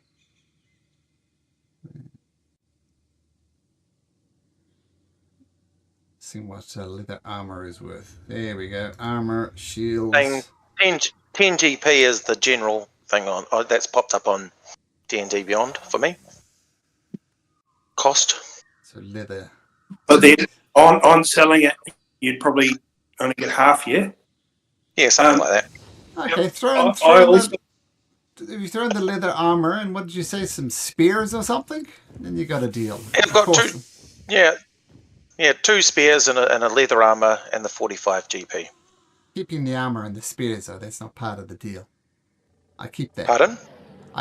Remember I said if you return me my tranquilizer gun, then I'll return you gold pieces, but I'm not returning the armor or the spears. I think that's worth it. Well, what if, and hear me out here, hear me out. What if there was another way you could add value to your menagerie? Especially if you were to do, I imagine you do feeding shows here? You just Where you literally feed the saw me monsters feeding the great. antelope to old gnarly, so yeah. Aye. Now, I won't be able to feed a whole antelope to anyone, but to a smaller critter, and I'll look around and see if there's like a smaller animal to feed. Perhaps your audience would be enticed to come back if they saw the animal fed by magic, and I'll cast Mage Hand and grab a small bit of whatever the feed for one of the animals is, up to 5 pounds, whatever, and Mage Hand it over to the animal and hang it over its head so it does like a jump to get it.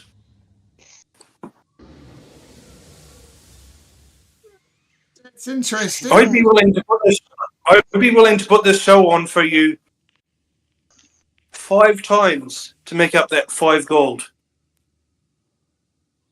Well, that's 5 days worth of work.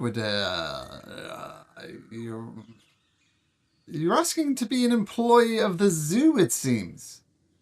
I pay you to put on a show. I am offering to put this show on for you 5 times for that 5 gold. Persuasion.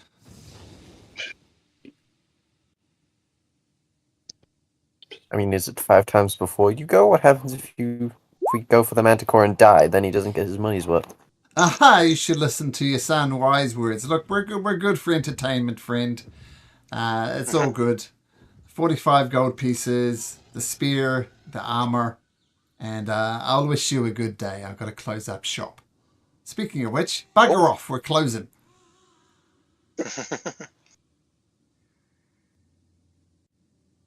Right. I'm sorry, Belson. I'm sorry you had to give up your personal possessions there. No worries. Like, this leather armor was only for show. I'm far more hale and hearty than what I might look. And look at me, I'm a half-orc. And those spears were just the 2 spears that I procured of the corpses of those gnolls. I know how hale and hearty you are, my friend. I've had to deal with you. Well, there we go. So all I'll say is I'm actually happy to be rid of it. Excellent. So I've chipped in 18 gold pieces, the leather and the 2 spears. The leather armor, sorry. Yeah. And now no one in the party has any money. Awesome. Yeah. Destitute. Yeah, I thought the goal was to make money. We seem to have lost it. So invested it wisely. High risk, high reward. Sounds like gambling.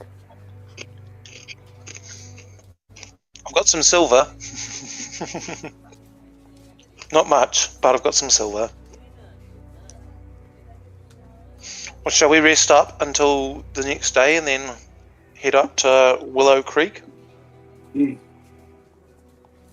Sure. Where do you rest up?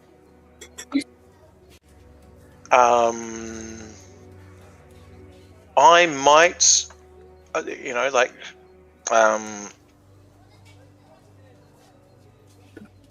might invite them if it's okay. I don't know, tell me if this is a terrible idea, but I might invite them back to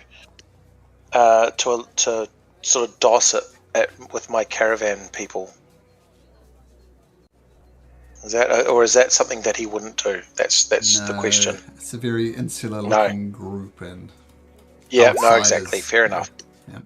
Outsiders. All right. Well, I say. Yeah. Well, it is all right, not I'll much. See you. But the Temple of Life has sheltered me and others who are perhaps down on their fortunes. And since we are now bereft of any money whatsoever, I would not be the most comfortable of sleeps, but the Temple of Life would certainly perhaps have a place where one could lay one's head for the evening. Aye.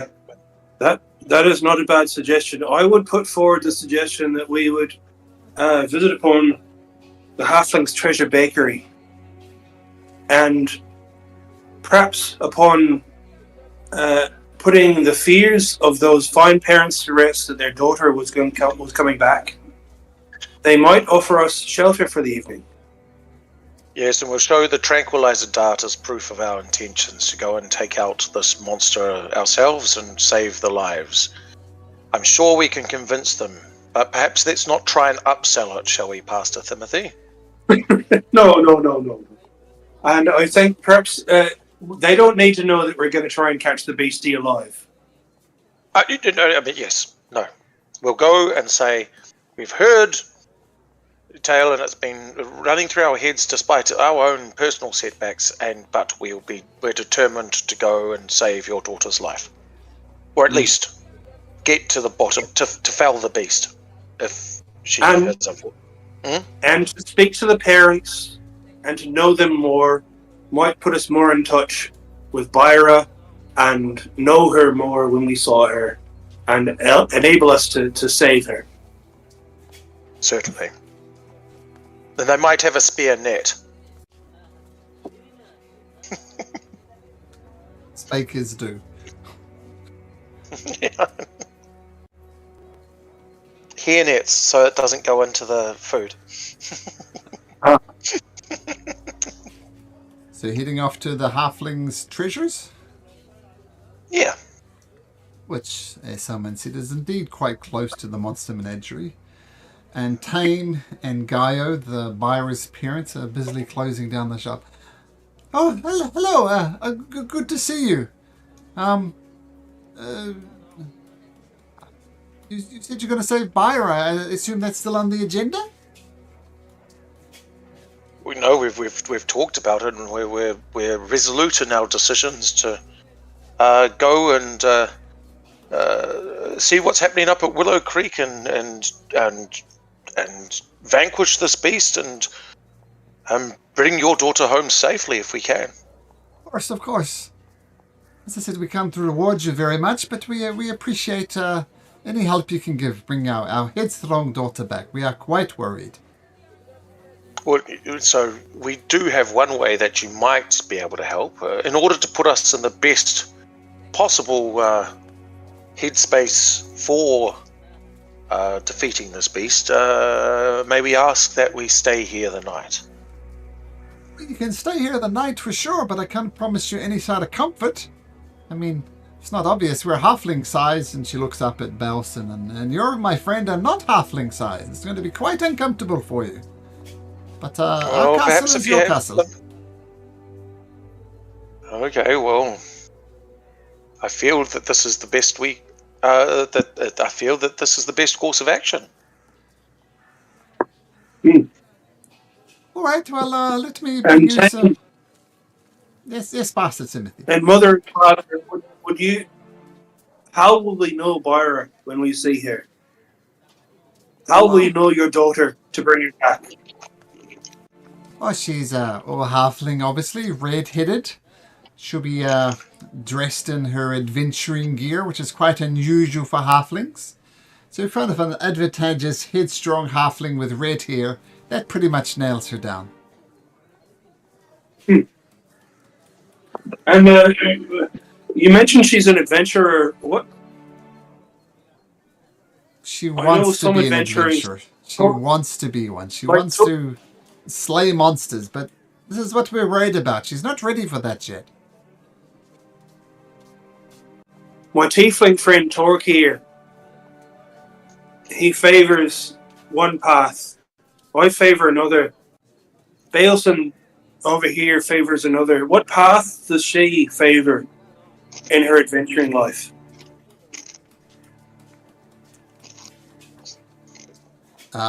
You're asking about her class? Is that the thing I'm getting at? Pretty much, yeah, pretty much, yeah. I'm trying to. Well, I'm not sure what way you do it, but she likes to shoot arrows at things.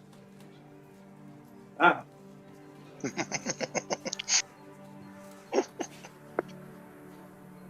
Yes, I've heard about these people that like to range about. Oh, I couldn't comment on like she does have a bit of wanderlust in her heart.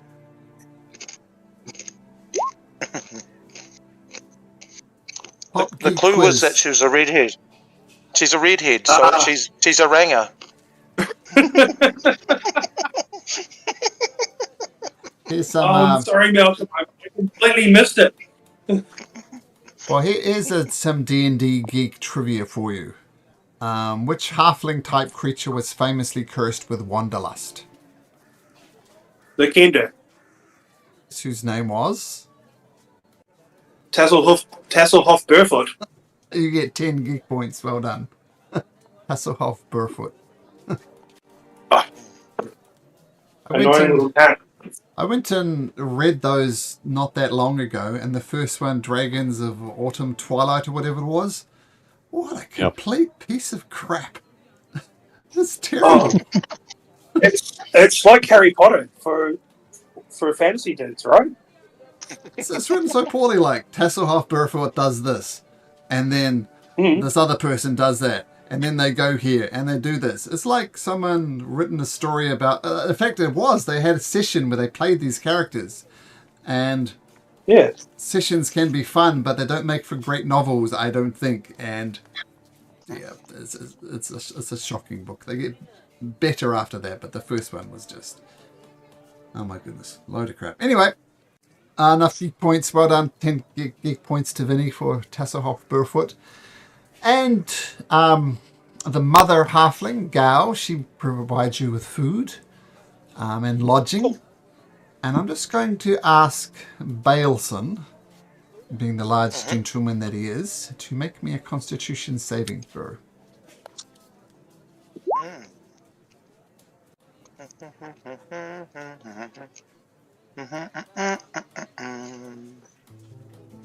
20. You find a spot amongst this very small space for the halfling's treasury, and you in fact get a restful night's sleep. You don't suffer a point of perfect. exhaustion. And of course, everybody's long rested, so feel free to long rest. I feel like everybody is about as comfortable as the rest I've had in the huts over the last couple of nights. Okay. It's like, yeah, it's not the Hilton, but it's restful enough. Stern Brightblade, slayed by a dragon despite his sword. Spoilers. Oh, sorry. I was more hoping that my fate as a paladin is not the same as his. Yeah, well, he died a noble death, though, if nothing else. All right, so you wake up in the morning. Gal, the mother, she provides you with some food and some little treats along the way, and she gives you some bags of candy to take along as well. Mm-hmm. Well, dare I say it, I think we should get on the trail as fast as we may. So you head out into the plains of Eglarion. And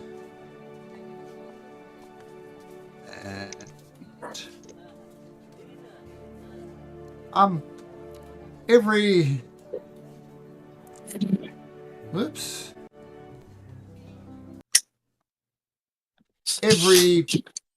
city needs a bread basket.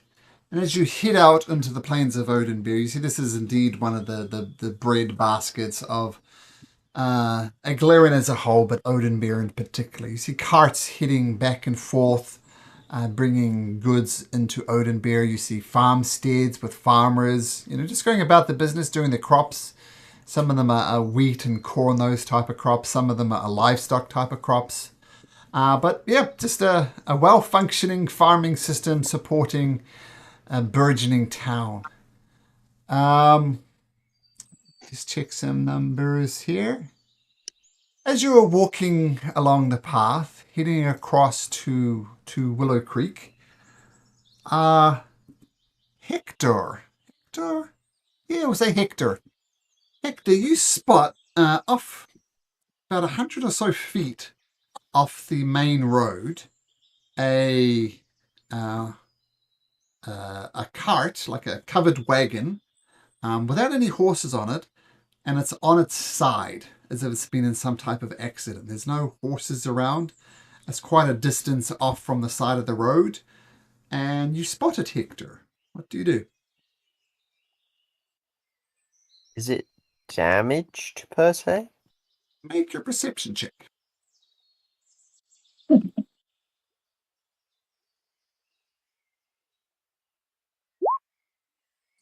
Hard to say. I mean, it's on its side, so it's taken some damage from that at the least. But hard to say.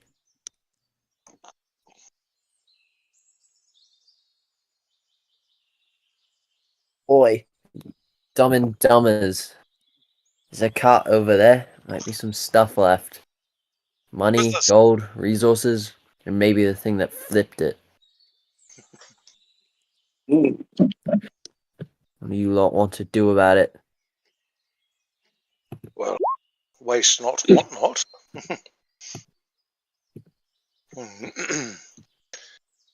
Perhaps it's been tipped over by the beast itself. We could look for sign.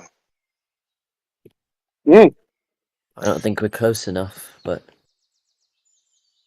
Well, so I actively. Well, I'll go and check it out, and I'm actively looking for danger as I come creeping forwards to it. Hey, Balson, so Oh, actually, I won't. mhm. Can I make a stealth check? I'll try and sneak up Sure. onto it in case Sure. there's a danger. So make me a stealth check and a perception check. Well, here's my stealth. Yes! Here's my perception.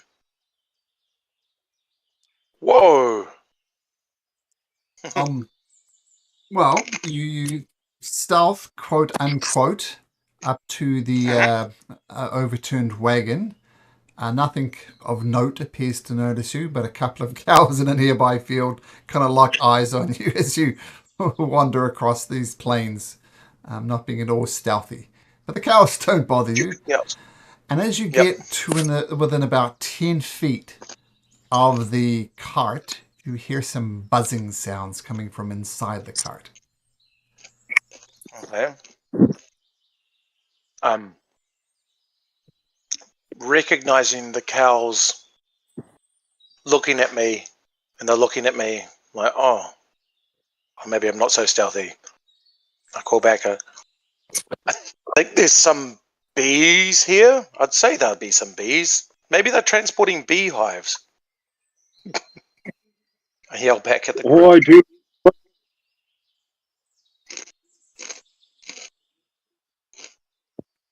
I Yeah. go around. Yep.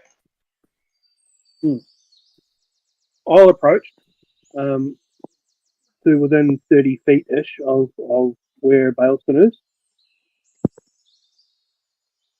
And then I'll creep forward to get a closer look. You creep forward and have a look in the overturned wagon. The buzzing sound was actually flies. There's 3 bodies inside there, been dead for some time, and the flies and maggots, I guess, are slowly feeding on their corpse. Doesn't take a Oh. genius to see that they're actually dead. But there is a chest, a simple wooden chest on the other side of the cart, like behind the bodies of this family. Like there's a mother, father, and a child, like 10, 12 years old. But very, very All right. plainly Well, dead. I signaled to Pastor Timothy to stay put, and then get a long stick and sort of prod the bodies to see if they move. No response. Prod the father, prod the mum. No response. Nope.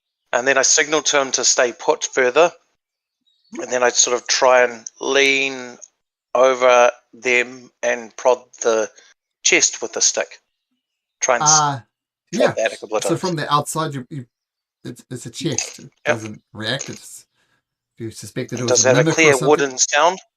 Yeah. Yeah, I was just because we saw that mimic game at the zoo, so he's on high alert. Yep.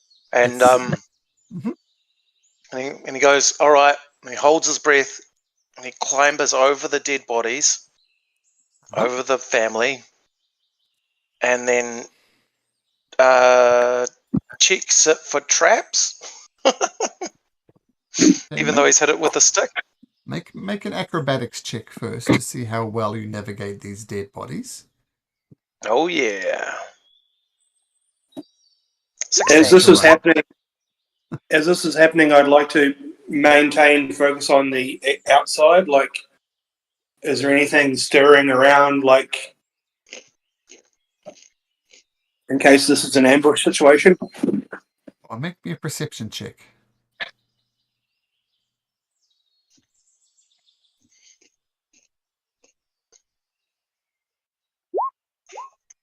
nothing suspicious in your opinion, but we'll just take it that you're keeping an eye on things just in case there's an ambush. But you're pretty sure, Pastor Timothy, that it's not. And Balson, you managed to not like slip and brush a child under your weight or something like that. You do go across quite nimbly, even though that you're holding your breath. And the chest is indeed locked, but if you want to check it for traps, make an investigation check. Mm-hmm. 9. No traps. No traps. No. All right. And so the way it's lodged in the overturned cart, Huh? and if I dragged it through the bodies, it would be quite damaging to them. Like, can I sort of try and kick out one end of the cart to bring the chest out? You could. The chest isn't that big. You could carry it in your arms quite comfortably. Oh, It's yeah. not that big. Well, in which case, then I'd carry it out over the bodies. I just didn't want to disturb them. And again, You make me a Nice. Constitution saving throw, please, Belson. 15.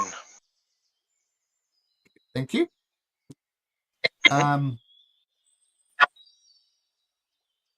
Yeah, you come out, you don't stand on anybody, and you leave with the chest. And so I bring the chest out, and then I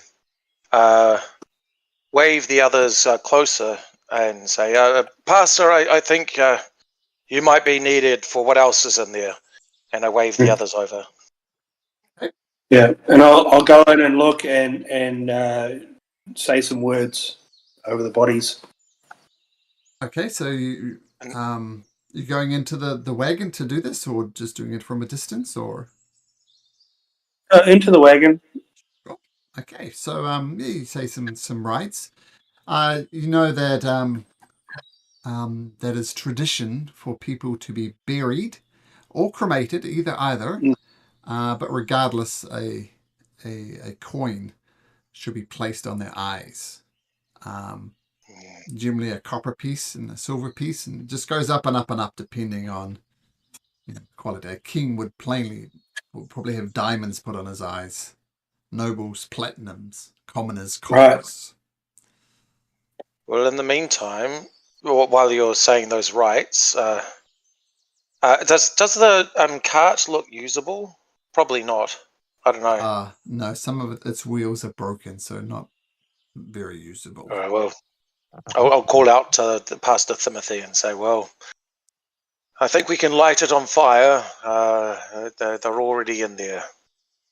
But then I look at the chest. Oh, sorry? Did you say the wheels are broken? Or the wheels aren't broken?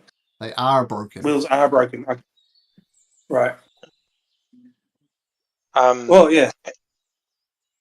Anyway, so I look at the chest and I try and pick its lock. Sure, make a thieves' tool check. A thieves' tool check? What's that? Do you have Is it a thieves' sleight of tool, hand? firstly? I do have thieves' tools. Are you proficient in them?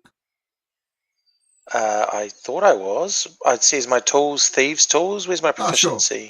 Sure. I think, yeah. Yes. All rogues. Yeah, I've got thieves' tools and my proficiencies. Yes. So make a sleight of hand check. Yep. And add your proficiency on top of that as well. So that would be a 21. It's a simple padlock. You open it easily enough.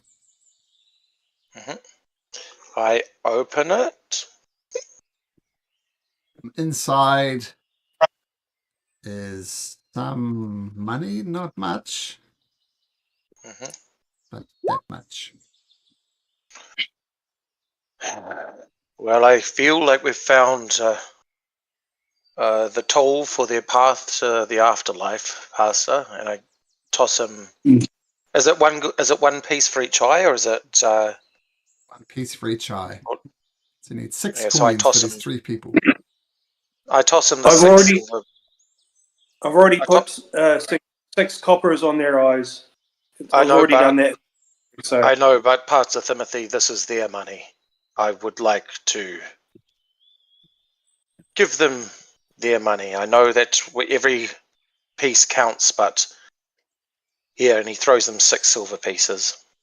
And I'll take three gold pieces and 10 silver as Sure. and he'll keep that other side and just chuck it on the floor, ready for Pastor Timothy to take.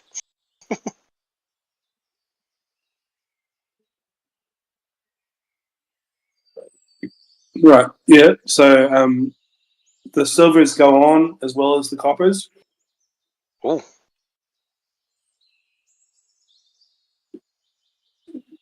I mean, they're copper pieces, and they've already been on a dead person's eyes, so I'm not going to get him back. mm-hmm.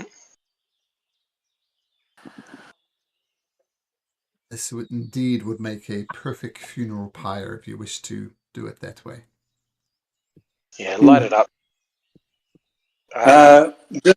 Just checking the wind and the conditions, because we wouldn't want to start a grass fire or a bush fire. Very wise. The fields are lush and green. Cool. You don't feel there's much chance of starting a forest fire. But yes. Okay, so Are we able? Were we able to figure out what fate befell them? Was this were they attacked by animals, or are there large spikes sticking out of their heads? What you can make a medicine can we check, tell? and I can reveal more. I would like help with that. No, I can't. Sorry. Not particularly You're proficient. not sure. The whole thing is they're fairly well decomposed. You're not sure what killed them.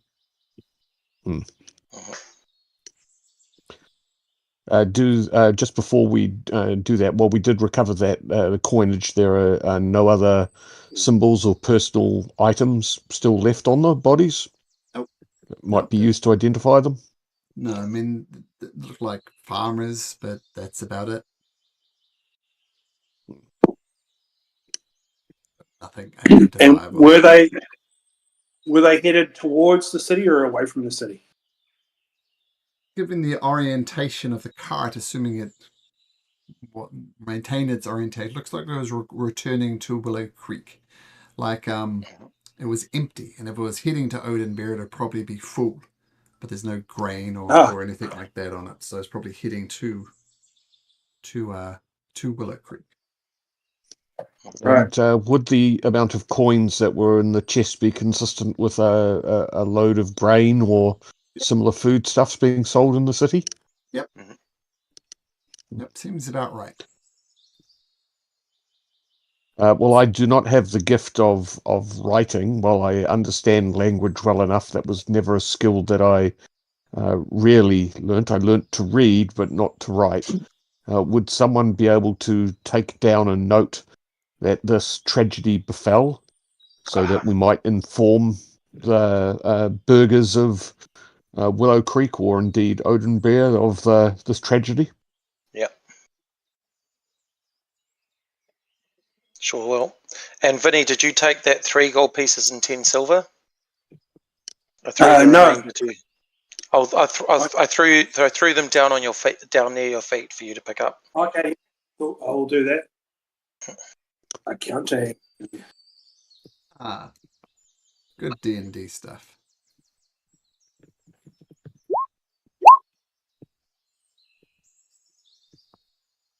Okay. Did we gather what species they were? Human. Human. Cool. Yep. Human, father, mother, and child. Cool. I also need Torque and Pastor Timothy to make me... wait. Yeah, Torque and Pastor Timothy to make me a Constitution saving throw.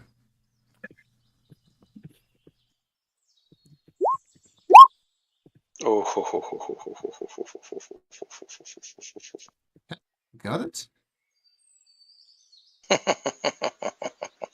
At this point, I'll just say thank you. Yep. Cool. Well, let's carry on.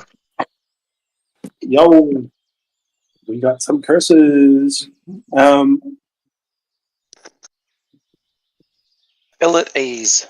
As I gather up the money that you've thrown at my feet, I'll make a note, at least personally, and I shall say it out loud. This should be returned to the people of Willow Creek. It was going back there, and it belongs to them. So, 3 GP plus 10 SP to give back.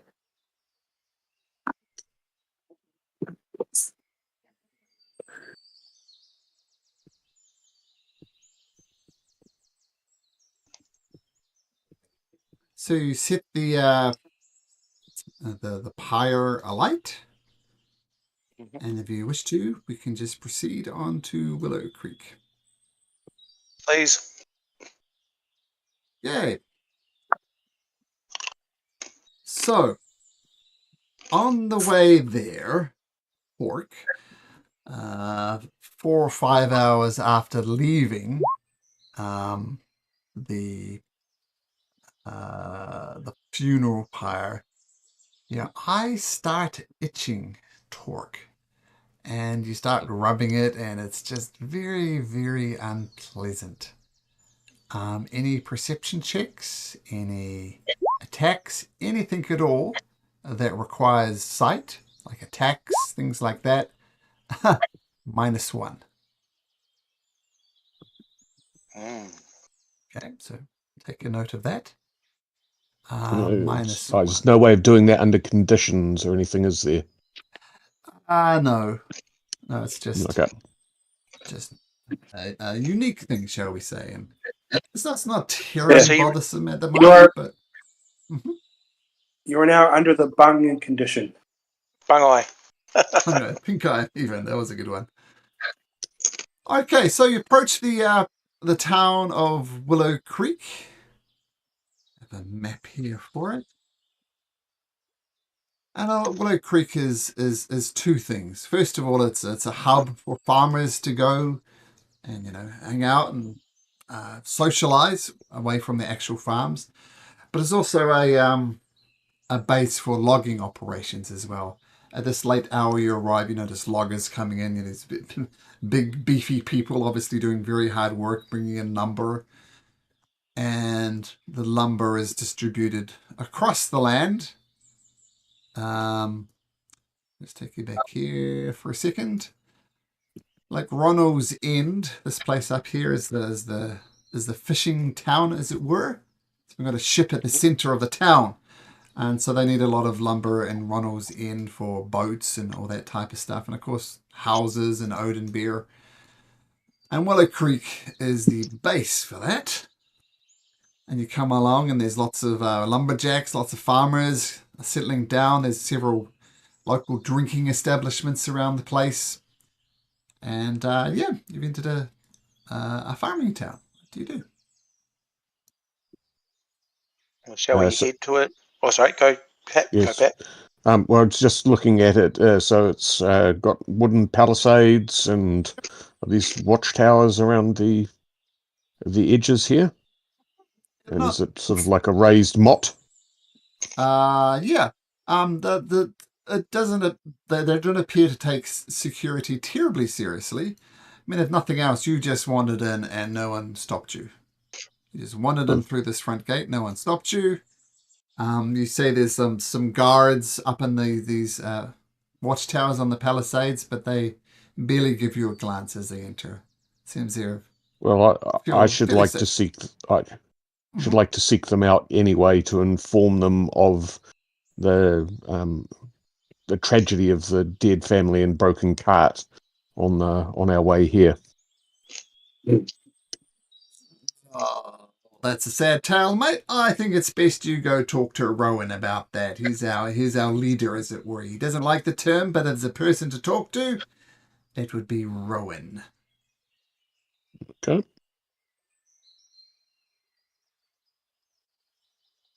And where would we find this Rowan, your headman? He'd be in the town hall. Over here, you're more likely to find him.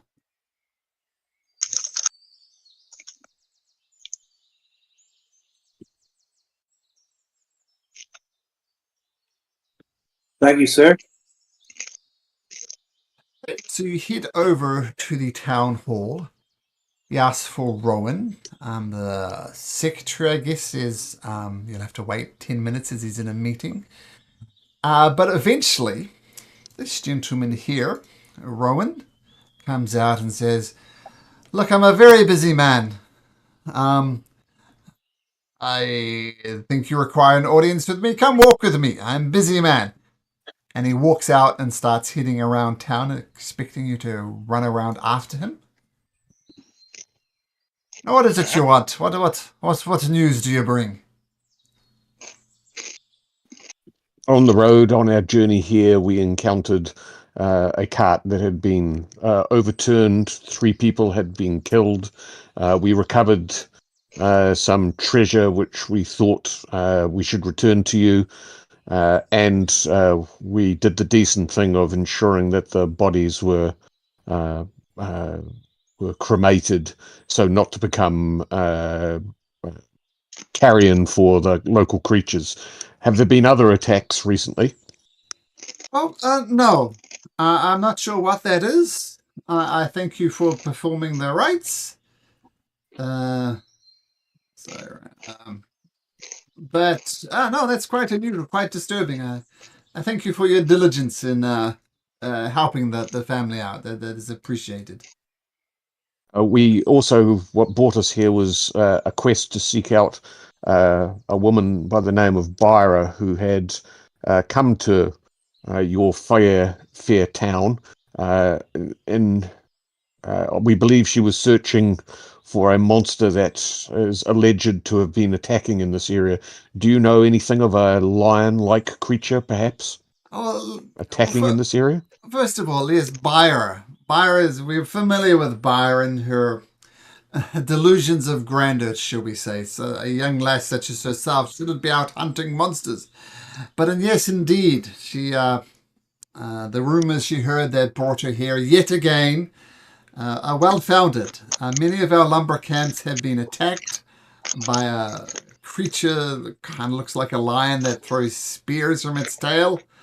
Yes, those are both true statements. Perhaps we may be of service. We have promised the parents of Byra that we would look out for her and see that she be safely returned home.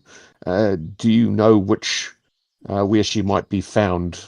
Is she to the north, east, south, or west of the town here? There's a camp west of here, about an hour or 2 travels. That's where she headed, and I suggest that's the best place to look for her.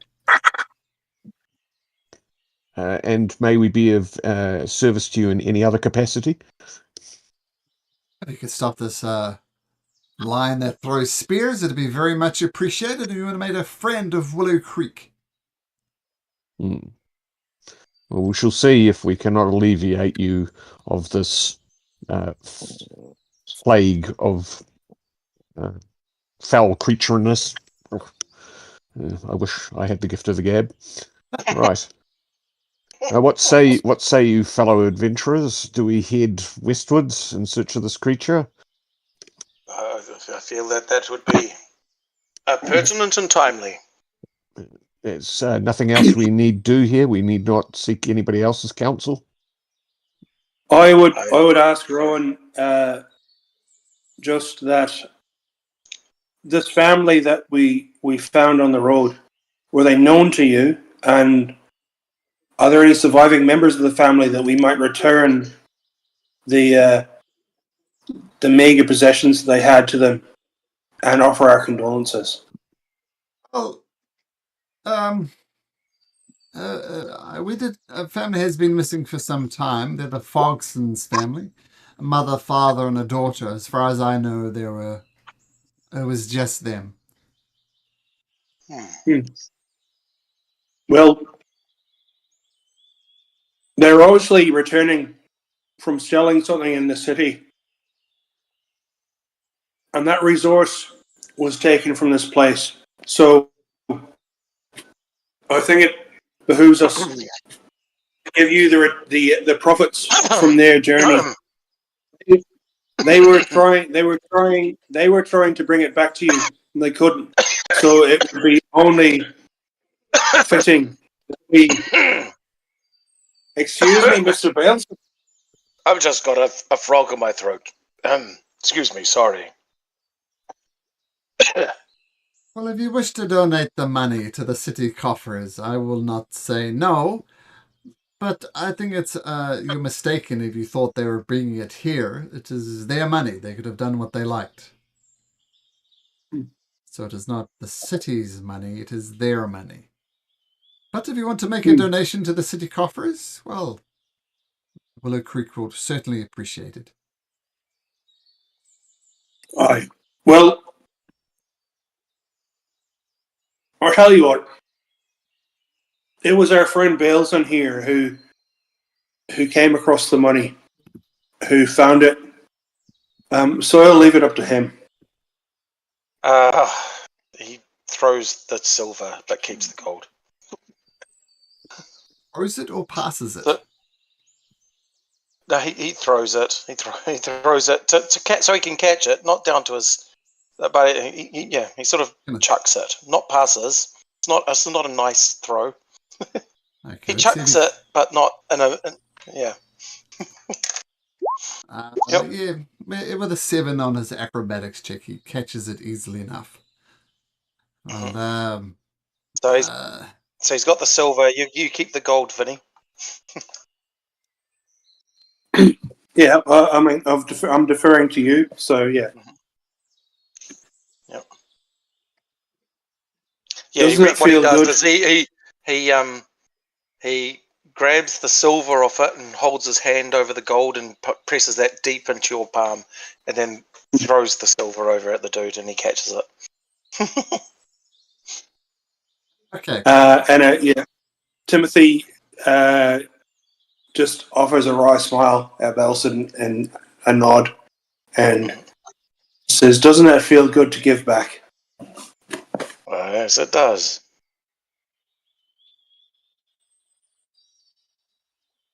Right, westward then, I believe, was the next order of business while there is still light.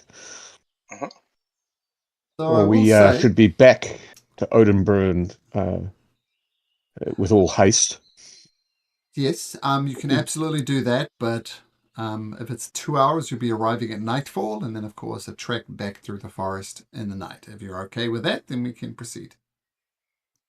Yeah, So the settlement to the west, is it a small hamlet? A lumber camp. Or is it... Loggers camp, yeah, sweet. Yes. Actually, Ron, one thing before we go. Yes. Would there be somewhere that we might be able to purchase a net in the city? Let's see, loggers, farmers. Oh yeah, of course. You should be able to pick up a net easily enough. Don't need to play this out. Seeing how much a net costs. A gold piece. Done and done. Okay, so you go past to Timothy. A net for a gold piece. All right. So sounds like you still want to head out west despite the darkening conditions. And as you head west, can everybody make a perception check? But of course, Mr. Torque can subtract 1 from this.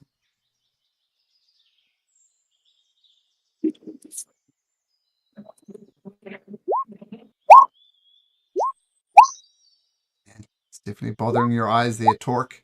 The 5-0, Hector, no good. I am missing an eye. That's true. This check rely on hearing loss?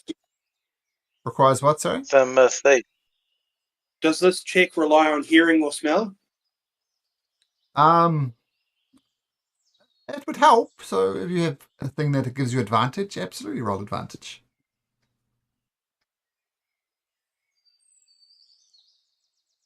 Not just sight based. I needed it.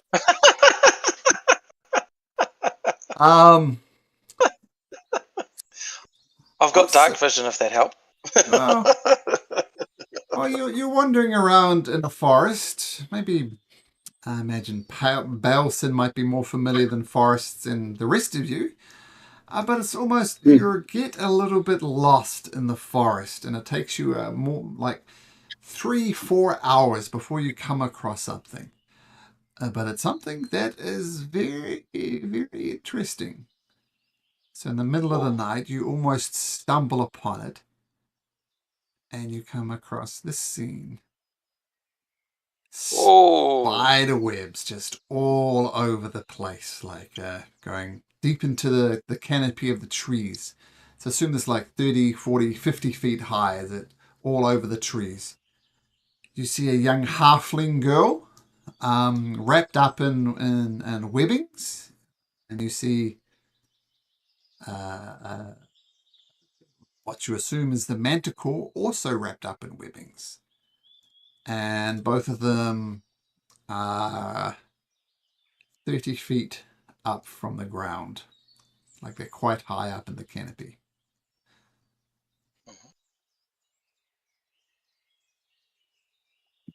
Excellent.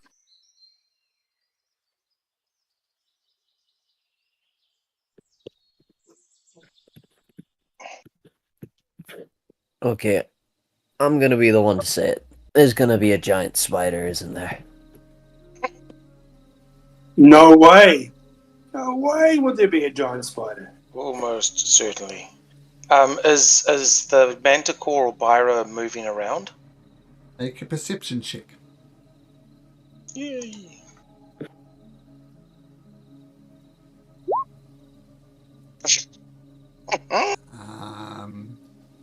You're not sure.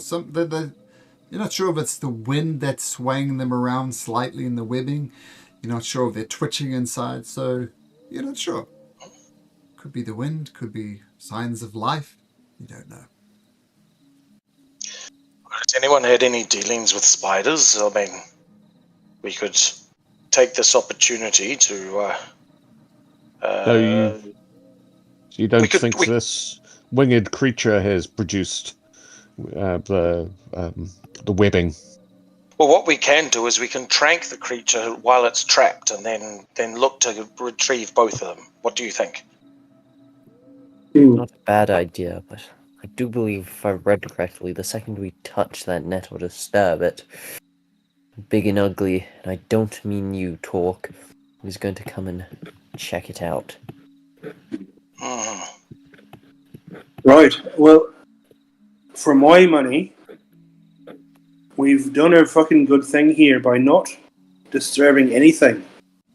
So, if there's a way to sneakily get Byra out and then deal with the spider while the manticore is in its web, then we may have a better time of dealing with the manticore. What if Alternatively, we could capture both.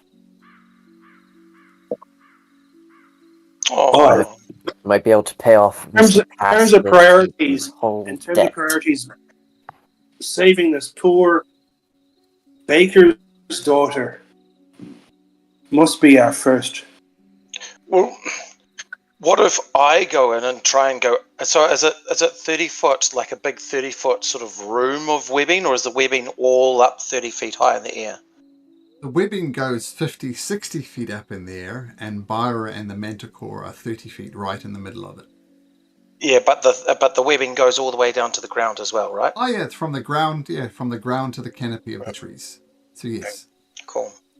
So like if you went on the ground there, Timothy would be in the web on the ground there. So yeah. So what I suggest is that one of us, as soon as we touch that web, something's going to come out anyway. Perhaps we can.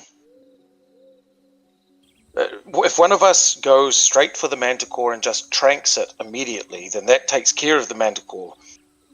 And yes, we've got a big spider to fight. And if the others go to protect Byra, and then we'll capture both. What do you think?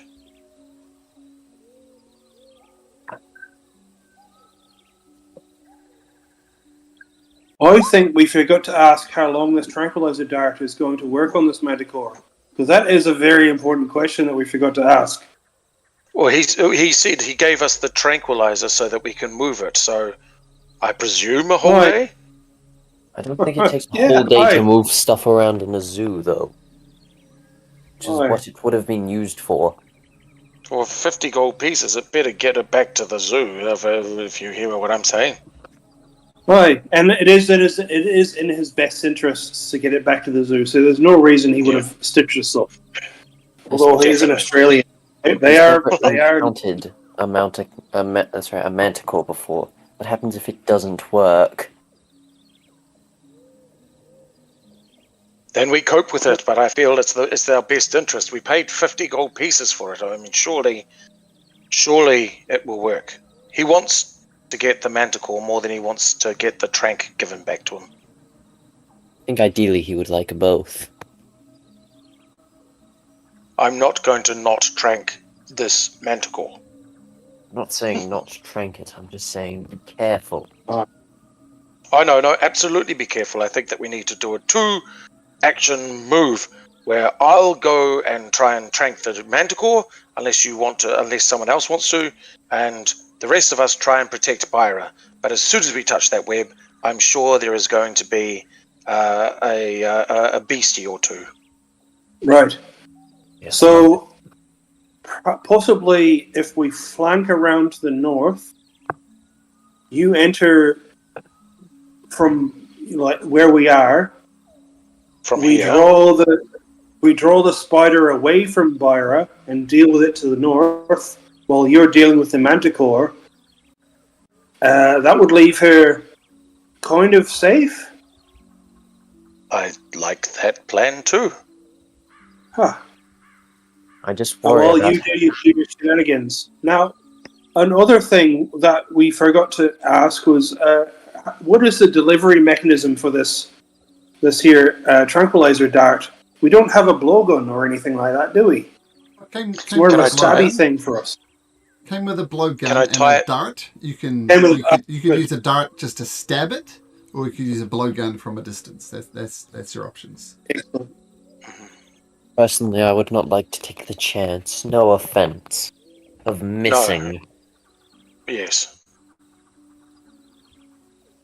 Well, I am reasonably comfortable in the dark, although I feel my eyes are somewhat irritated. I believe that most webbing does not survive well against flame, so perhaps it would be prudent to light a torch in order to disperse some of the webs. Would the flame, though, catch the whole thing on fire? In which case we're burning the manticore and Byra. Yes, halflings aren't known for their fire resistance. Or the trappings of the manticore would set it free. One idea also is that this web, this is the spider's domain. If we can draw the spider out from, assuming there's a spider to draw out, if we can draw it out from the web, we may have more of an advantage in this fight. I don't see why it should. They're normally trapping creatures, hunters of prey, and they've got two. Well, they've got one quite large snack and a very small one. They'd just be able to feed for a couple of days. Aye. But were we to provide sufficient bait, tantalizing them, tempting this spider? Are you offering to be the bait, Father? Timothy. So glad you volunteered to do that job. Of course I will do this. This is whatever young master wants. And I'll start travelling kind of northward to flank around the web. Moving as stealthily as possible. Yeah, I've got the. I talk. Do you want the dart, or do you want me to have it? Well, it is something that I could use. I am proficient with most simple weapons or martial weapons. Are you particularly dexterous?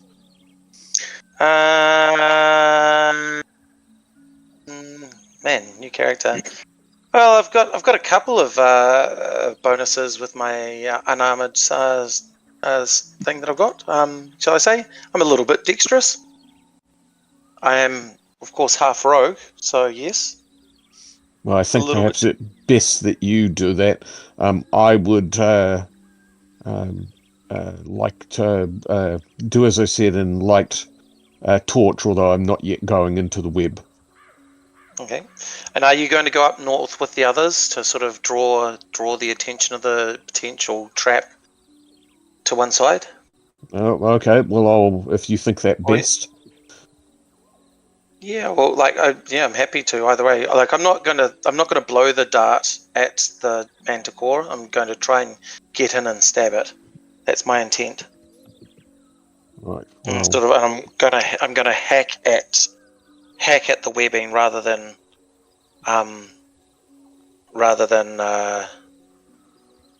lighting it on fire. But if you want to light it on fire up the top end, that might be an interesting trap for the trappee. Trapper? Yeah, that's what I meant. I thought it was you that used to hang out with the trapeze. Oh yes, there we go. All right, I'm going to move down to here and waiting for their signal, for their distraction before I try and hack through to the manticore. I will point out that it's going to take you some time to hack through to it. I mean, once again, it's 30 feet up in the air, so you'd have to get to it somehow. But just laying out the options. So your intention is to hack your way up to the manticore? Yep. By climbing through the webs? Mm-hmm. Okay. Like, try and get through the webs to the best of my ability and hack through and that sort of thing if I need to. Okay, got it. So I understand what you're doing, Balson. And Timothy, Hector, Torque, what are you guys doing? I'm going to move up to as far away as possible on the map from that side of the action, and on a look at the other guys. Hector, Torque, are you ready? I'm going to use thaumaturgy to create harmless tremors in the ground next to this tree on this side. So hopefully the tremors set up a vibration in the web on this end, drawing whatever creepy crawly may have set this web up towards us. Okay. What I'd like you to do... Well, what's your spellcasting difficulty class? We'll do it that way. LDC... Loans.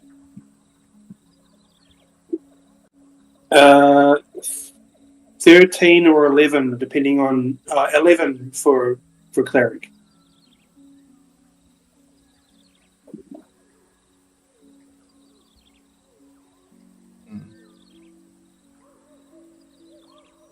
Well, let's get organized because shit's about to go down. While I'm getting organized, why don't you roll into initiative? Yo.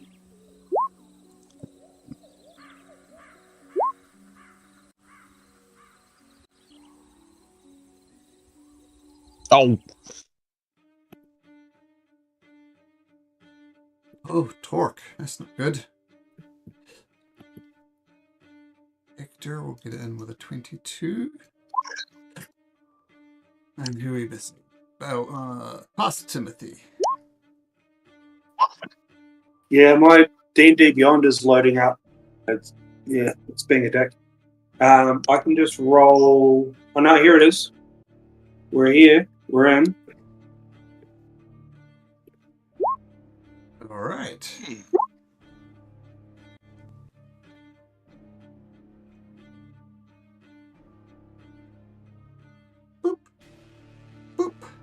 Oh, surprise, surprise. There's a spider there. I need... What? Oh, actually, how far away for you? You said you're a bit off the map? Yeah, How far yeah, away? we're kind of as well. Thaumaturgy is 30-foot range, so I'd say 20 feet from that tree. So pretty much like the very, very corner of the map, I guess. Sure. That is close enough. Can I have Pastor Tim? It's at least Pastor Timothy. Mhm. And let's see, 1 to 2, it's Hector. Otherwise, it's Torque. It's Hector. I need Hector and Pastor Timothy to both make me. Oh, actually, no, it's to a ranged attack. So I'll just do one of those. There's 14. Pastor Timothy, there's a 14 hit. I think it does. And a 16 will hit Hector as well. Immediately shoots out web, and both of you are cased in webbing as a sticky, gooey substance emerges on your body. Torque, just by sheer dumb luck, it doesn't attack you, and that will be the end of its action. So work into it now. Hector, you are restrained. Your movement to 0. Any attacks you make are at disadvantage. Any attacks on you will be at advantage. What do you do? Going to try and... Oh wait, no, that set me on fire. That would be a very bad idea.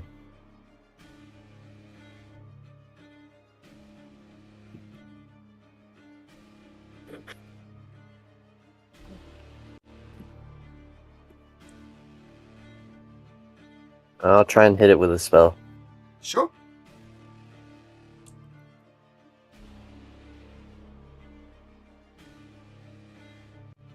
Disadvantage, right? Are you trying to hit? What spell are you using? Depends on the spell. Acid Slash.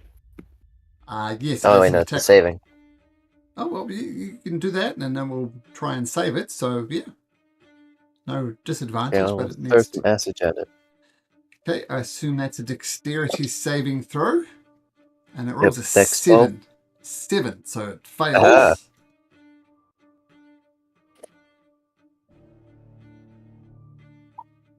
Ah. Second level, baby. But regardless, you throw the acid splash on the creature.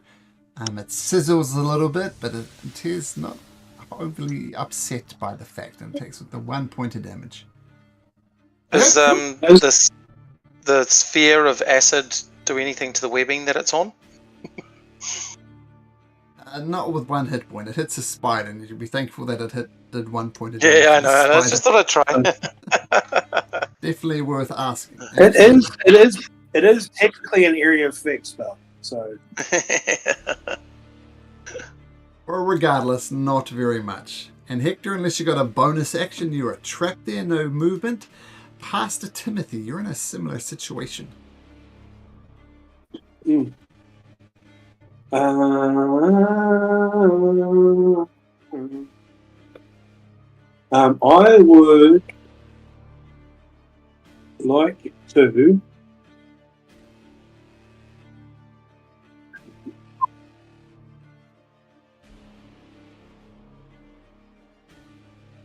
cast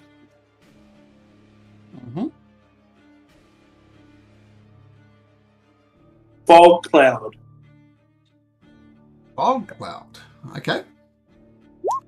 Yeah, why not? This was a point. Area is heavily obscured. Okay. Yeah, so if you want to give me a 20-foot sphere, I'll... Sure. On its way. We'll do a green 20 foot. There you go. Concentrating on that. I am concentrating on this, yes. Yep. Okay, so the inside of the forest. Sorry, just a sec. This fog cloud appears, and it's not impossible to see through it, but it's definitely heavily obscured. And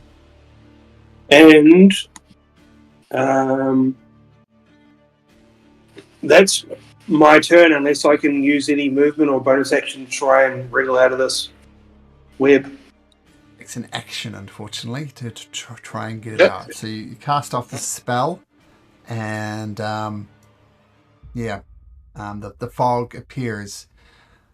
The creature, the spider, who is known as Stingfang, is going to try and grab hold of Hector.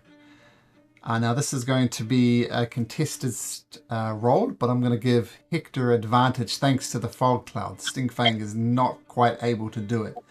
So make it acrobatics or an athletics, and you're looking to beat a 12. Okay.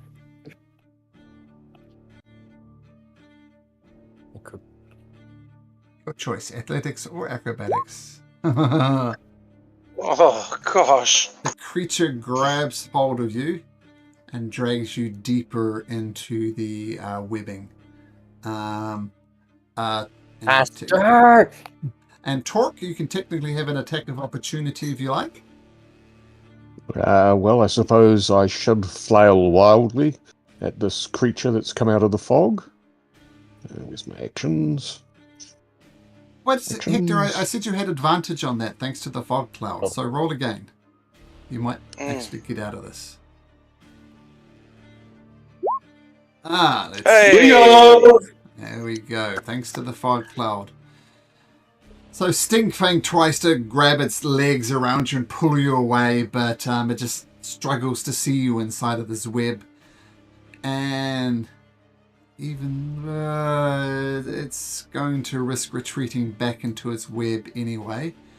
Hector and Torque, you may take attacks of opportunity. Hector's yours will be at disadvantage though because of the webs all around you. It's going to risk going back in. Web. Torque, that'll hit. You can roll some damage. Oh, And Hector at disadvantage if you want.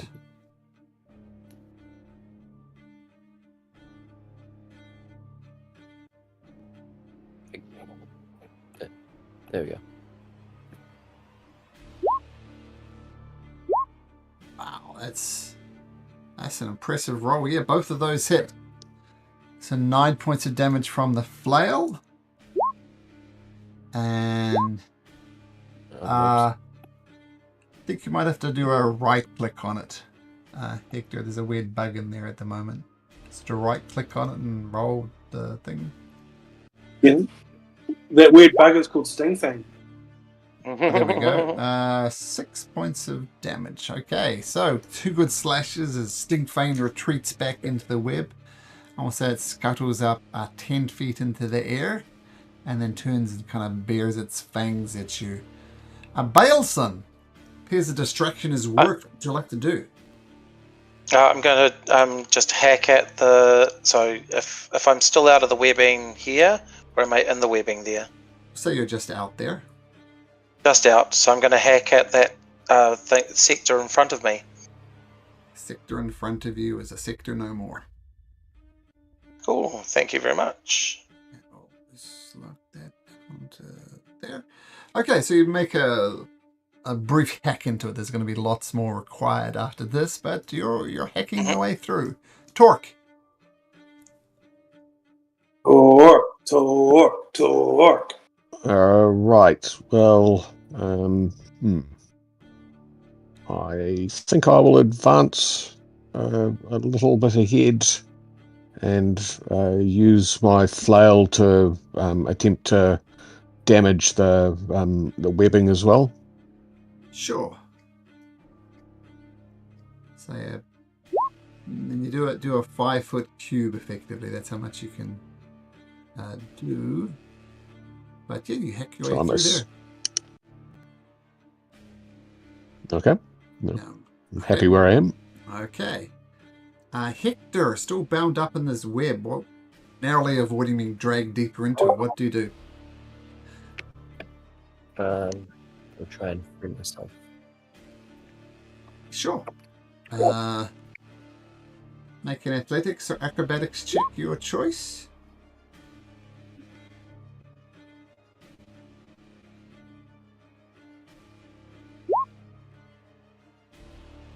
You break yourself free of the webbing. That's your action to do that, though. That's fine. You still have your movement and bonus action if you wish to do something else. I will move closer towards the spider. That would put you in the web, but if you went right there, that would be the closest you can get without getting into the web. Has the spider gone up or down? Or is it just still on the same level as us? It's 10 feet above you, moving effortlessly through the web. Yeah. Don't have a lot to hit this with. Yeah, second level, bud. Not a Yep. lot of options. None of these are bonus actions.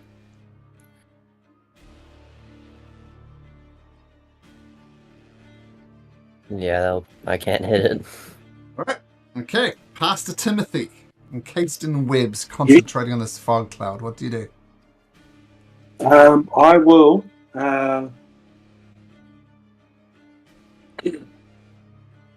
One. I assume I'm within 30 feet of Old Mate. So I am going to. No, I'm not going to do 10 that. feet in the air. Right. I'll say yes, just. Okay. Well, it doesn't really matter because I'm going to.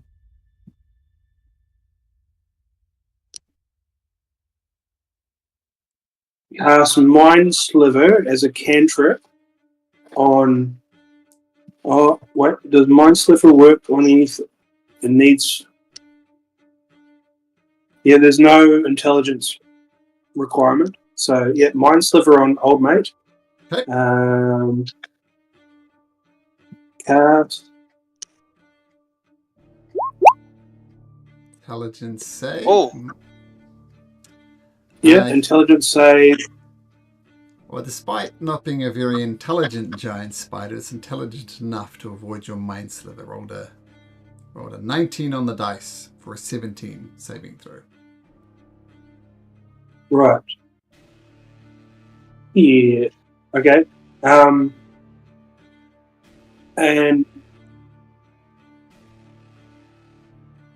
in that case, I'm going to cast Sanctuary on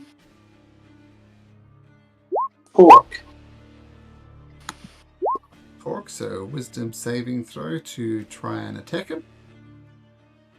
Okay. Yeah. Okay. Unless Torque attack casts a spell that damages. Yep. And that's a not a concentration. I believe it's even a bonus action. So you still got your action. It's a bonus action, non-concentration. Yeah. Oh, but you've already done Mind Sliver. Which is an action. Yep, you're good. You're good. Okay. So Sanctuary goes up on Torque. And I think that's your action, Pastor Timothy. You're not going anywhere. Yep. Sting Fang is going to try and get Torque, but first of all, he's going to try and make a wisdom saving throw. He rolls a 6, so he's not going to attack Torque. He has to choose a different target. He's going to attack Hector. And well, he has to move up to Torque first to attack him, and he lost that attack. And he does that. And from okay, well, fuck.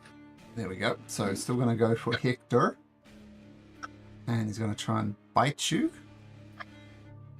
Rolls a 22. Oof. Take 3 piercing and 2 poison, so 5 points of damage. And make me a Constitution saving throw. Please, Hector. Did he make that attack at disadvantage? Why would he make it a disadvantage? Because he's in the fog cloud and everything's heavily obscured.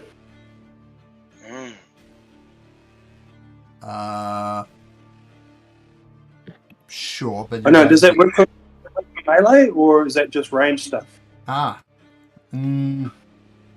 say no, because he has, what's it called? Web sense. What? Like, a tremor sense. Oh, right. He can detect things, not that he's in the web, but he's right on the edge. So I'll say no.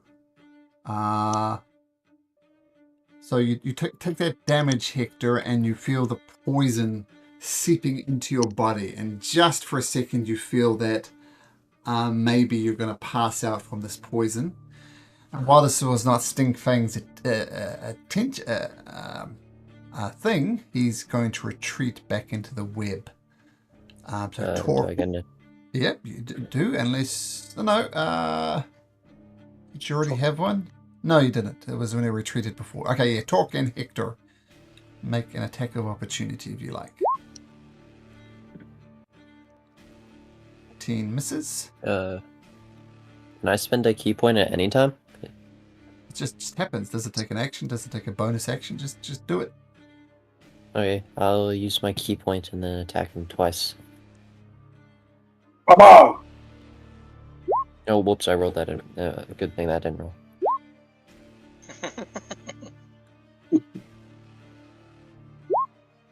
Oh, there we go. Yeah. Oh, look at that. Okay, roll damage for those. Of course, your Do I roll a critical damage as well for the first one? Yep. I roll another d6 on top of that. Oh my goodness. Oh, there it is. There it is. Okay, got it. Oh, massive punch to the thorax, and it recoils back. It didn't like those punches at all. Fantastic. Now, It's interesting that this is happening in the fog cloud, because Hector, past the Timothy, Torque won't be able to see it if he's using his octopus hand. Huh? Well, he doesn't actually have an octopus hand yet, does he? He does. Do you? Yeah. He does. Oh, right. That's what he's been hiding the whole time. Cost him an eye. Yeah. Sweet. And did my 13 with the flail hit? No, 13, 14 misses. Yeah, but 13 No, you're it's right. With 13 because I'm -1 on that. Okay. Yeah, got it. Just on you. Yeah. Okay, so Stingfang maybe rethinking his tactics, retreats back into the web. And Baleson, you're going to do some more hacking? Step in. I'm going to hack this section here. Thank you. Whoops. Done. All good. And then I'm just going to back out. I'm going to back out because I've got the movement for it. So I'm going to back out to there. There you go. Okay, so hacking away through. Cool. Baleson, that was Baleson. Torque. Right on the edge of this webbing. All right. Well, I'm will change tack as well. Your sanctuary falls. Right. I'm going to head back over to our friend here and trying to assist in removing the webbing from him. Sure. Athletics or athletics? So you said change attack, not attack. Skills. I think they're both the same. Athletics. Easy enough. You use your sword and any leverage, and you eventually free Pastor Timothy from the webbing. Oh, fucking thank you, son. Oh, that was quite snug though, wasn't it?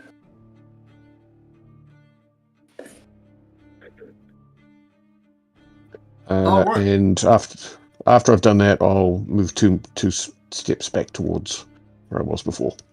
Okay, cool. Okay, we can do one more round of this, and then we'll have to call it a night. Getting late here in Canada land. Okay, so retreat back to there. Hector. Gonna blast a chromatic orb at it. Oh, now we're talking. Let's see. There's natural 20s again. Go for cold damage. Cold damage. Ah. Okay. Just fizzes off harmlessly into the web. Cool. That's all. Okay. Needed to get close. 20th level with a fighter. I'll do 4 attacks and I'll do my action surge, do another 4. But first level, yep, pretty sweet and to the point. Pastor Timothy, still concentrating on the fog cloud. What do you do? I'm going to move 1, 2, 3, 4, 5, 6 down to here. And cast. Oh no, that's concentration as well. I'm going to. I'm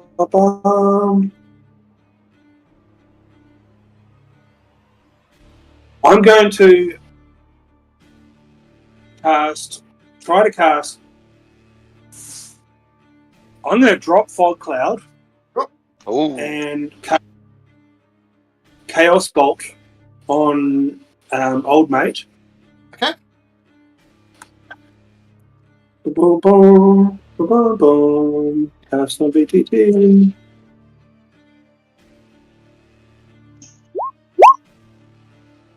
Oh. And to a different creature of your choice. Yeah. Oh, unless you want to bounce it to one of your allies, which I don't think you do. No. The Chaos Bolt will hit. Can it bounce to a piece of webbing? Oh, that would be lovely if it did. Sure. But it's cold damage. Yep. So I know it might break the web. Yeah, I will say no. Okay, say it breaks the web, but yeah. Just Yeah, icicles appear. Cool. Icicles that do appear on the web, making it look really rad.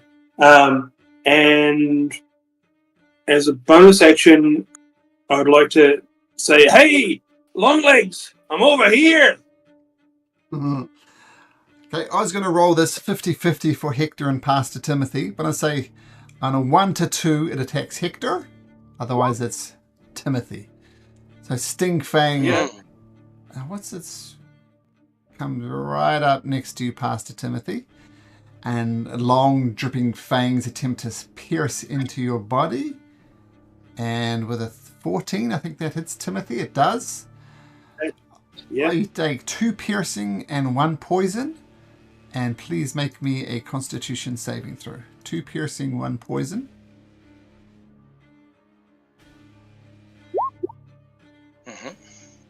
It's again, feel the poison. Well, first time for Pastor Timothy, poison coursing through your body, but you resist it.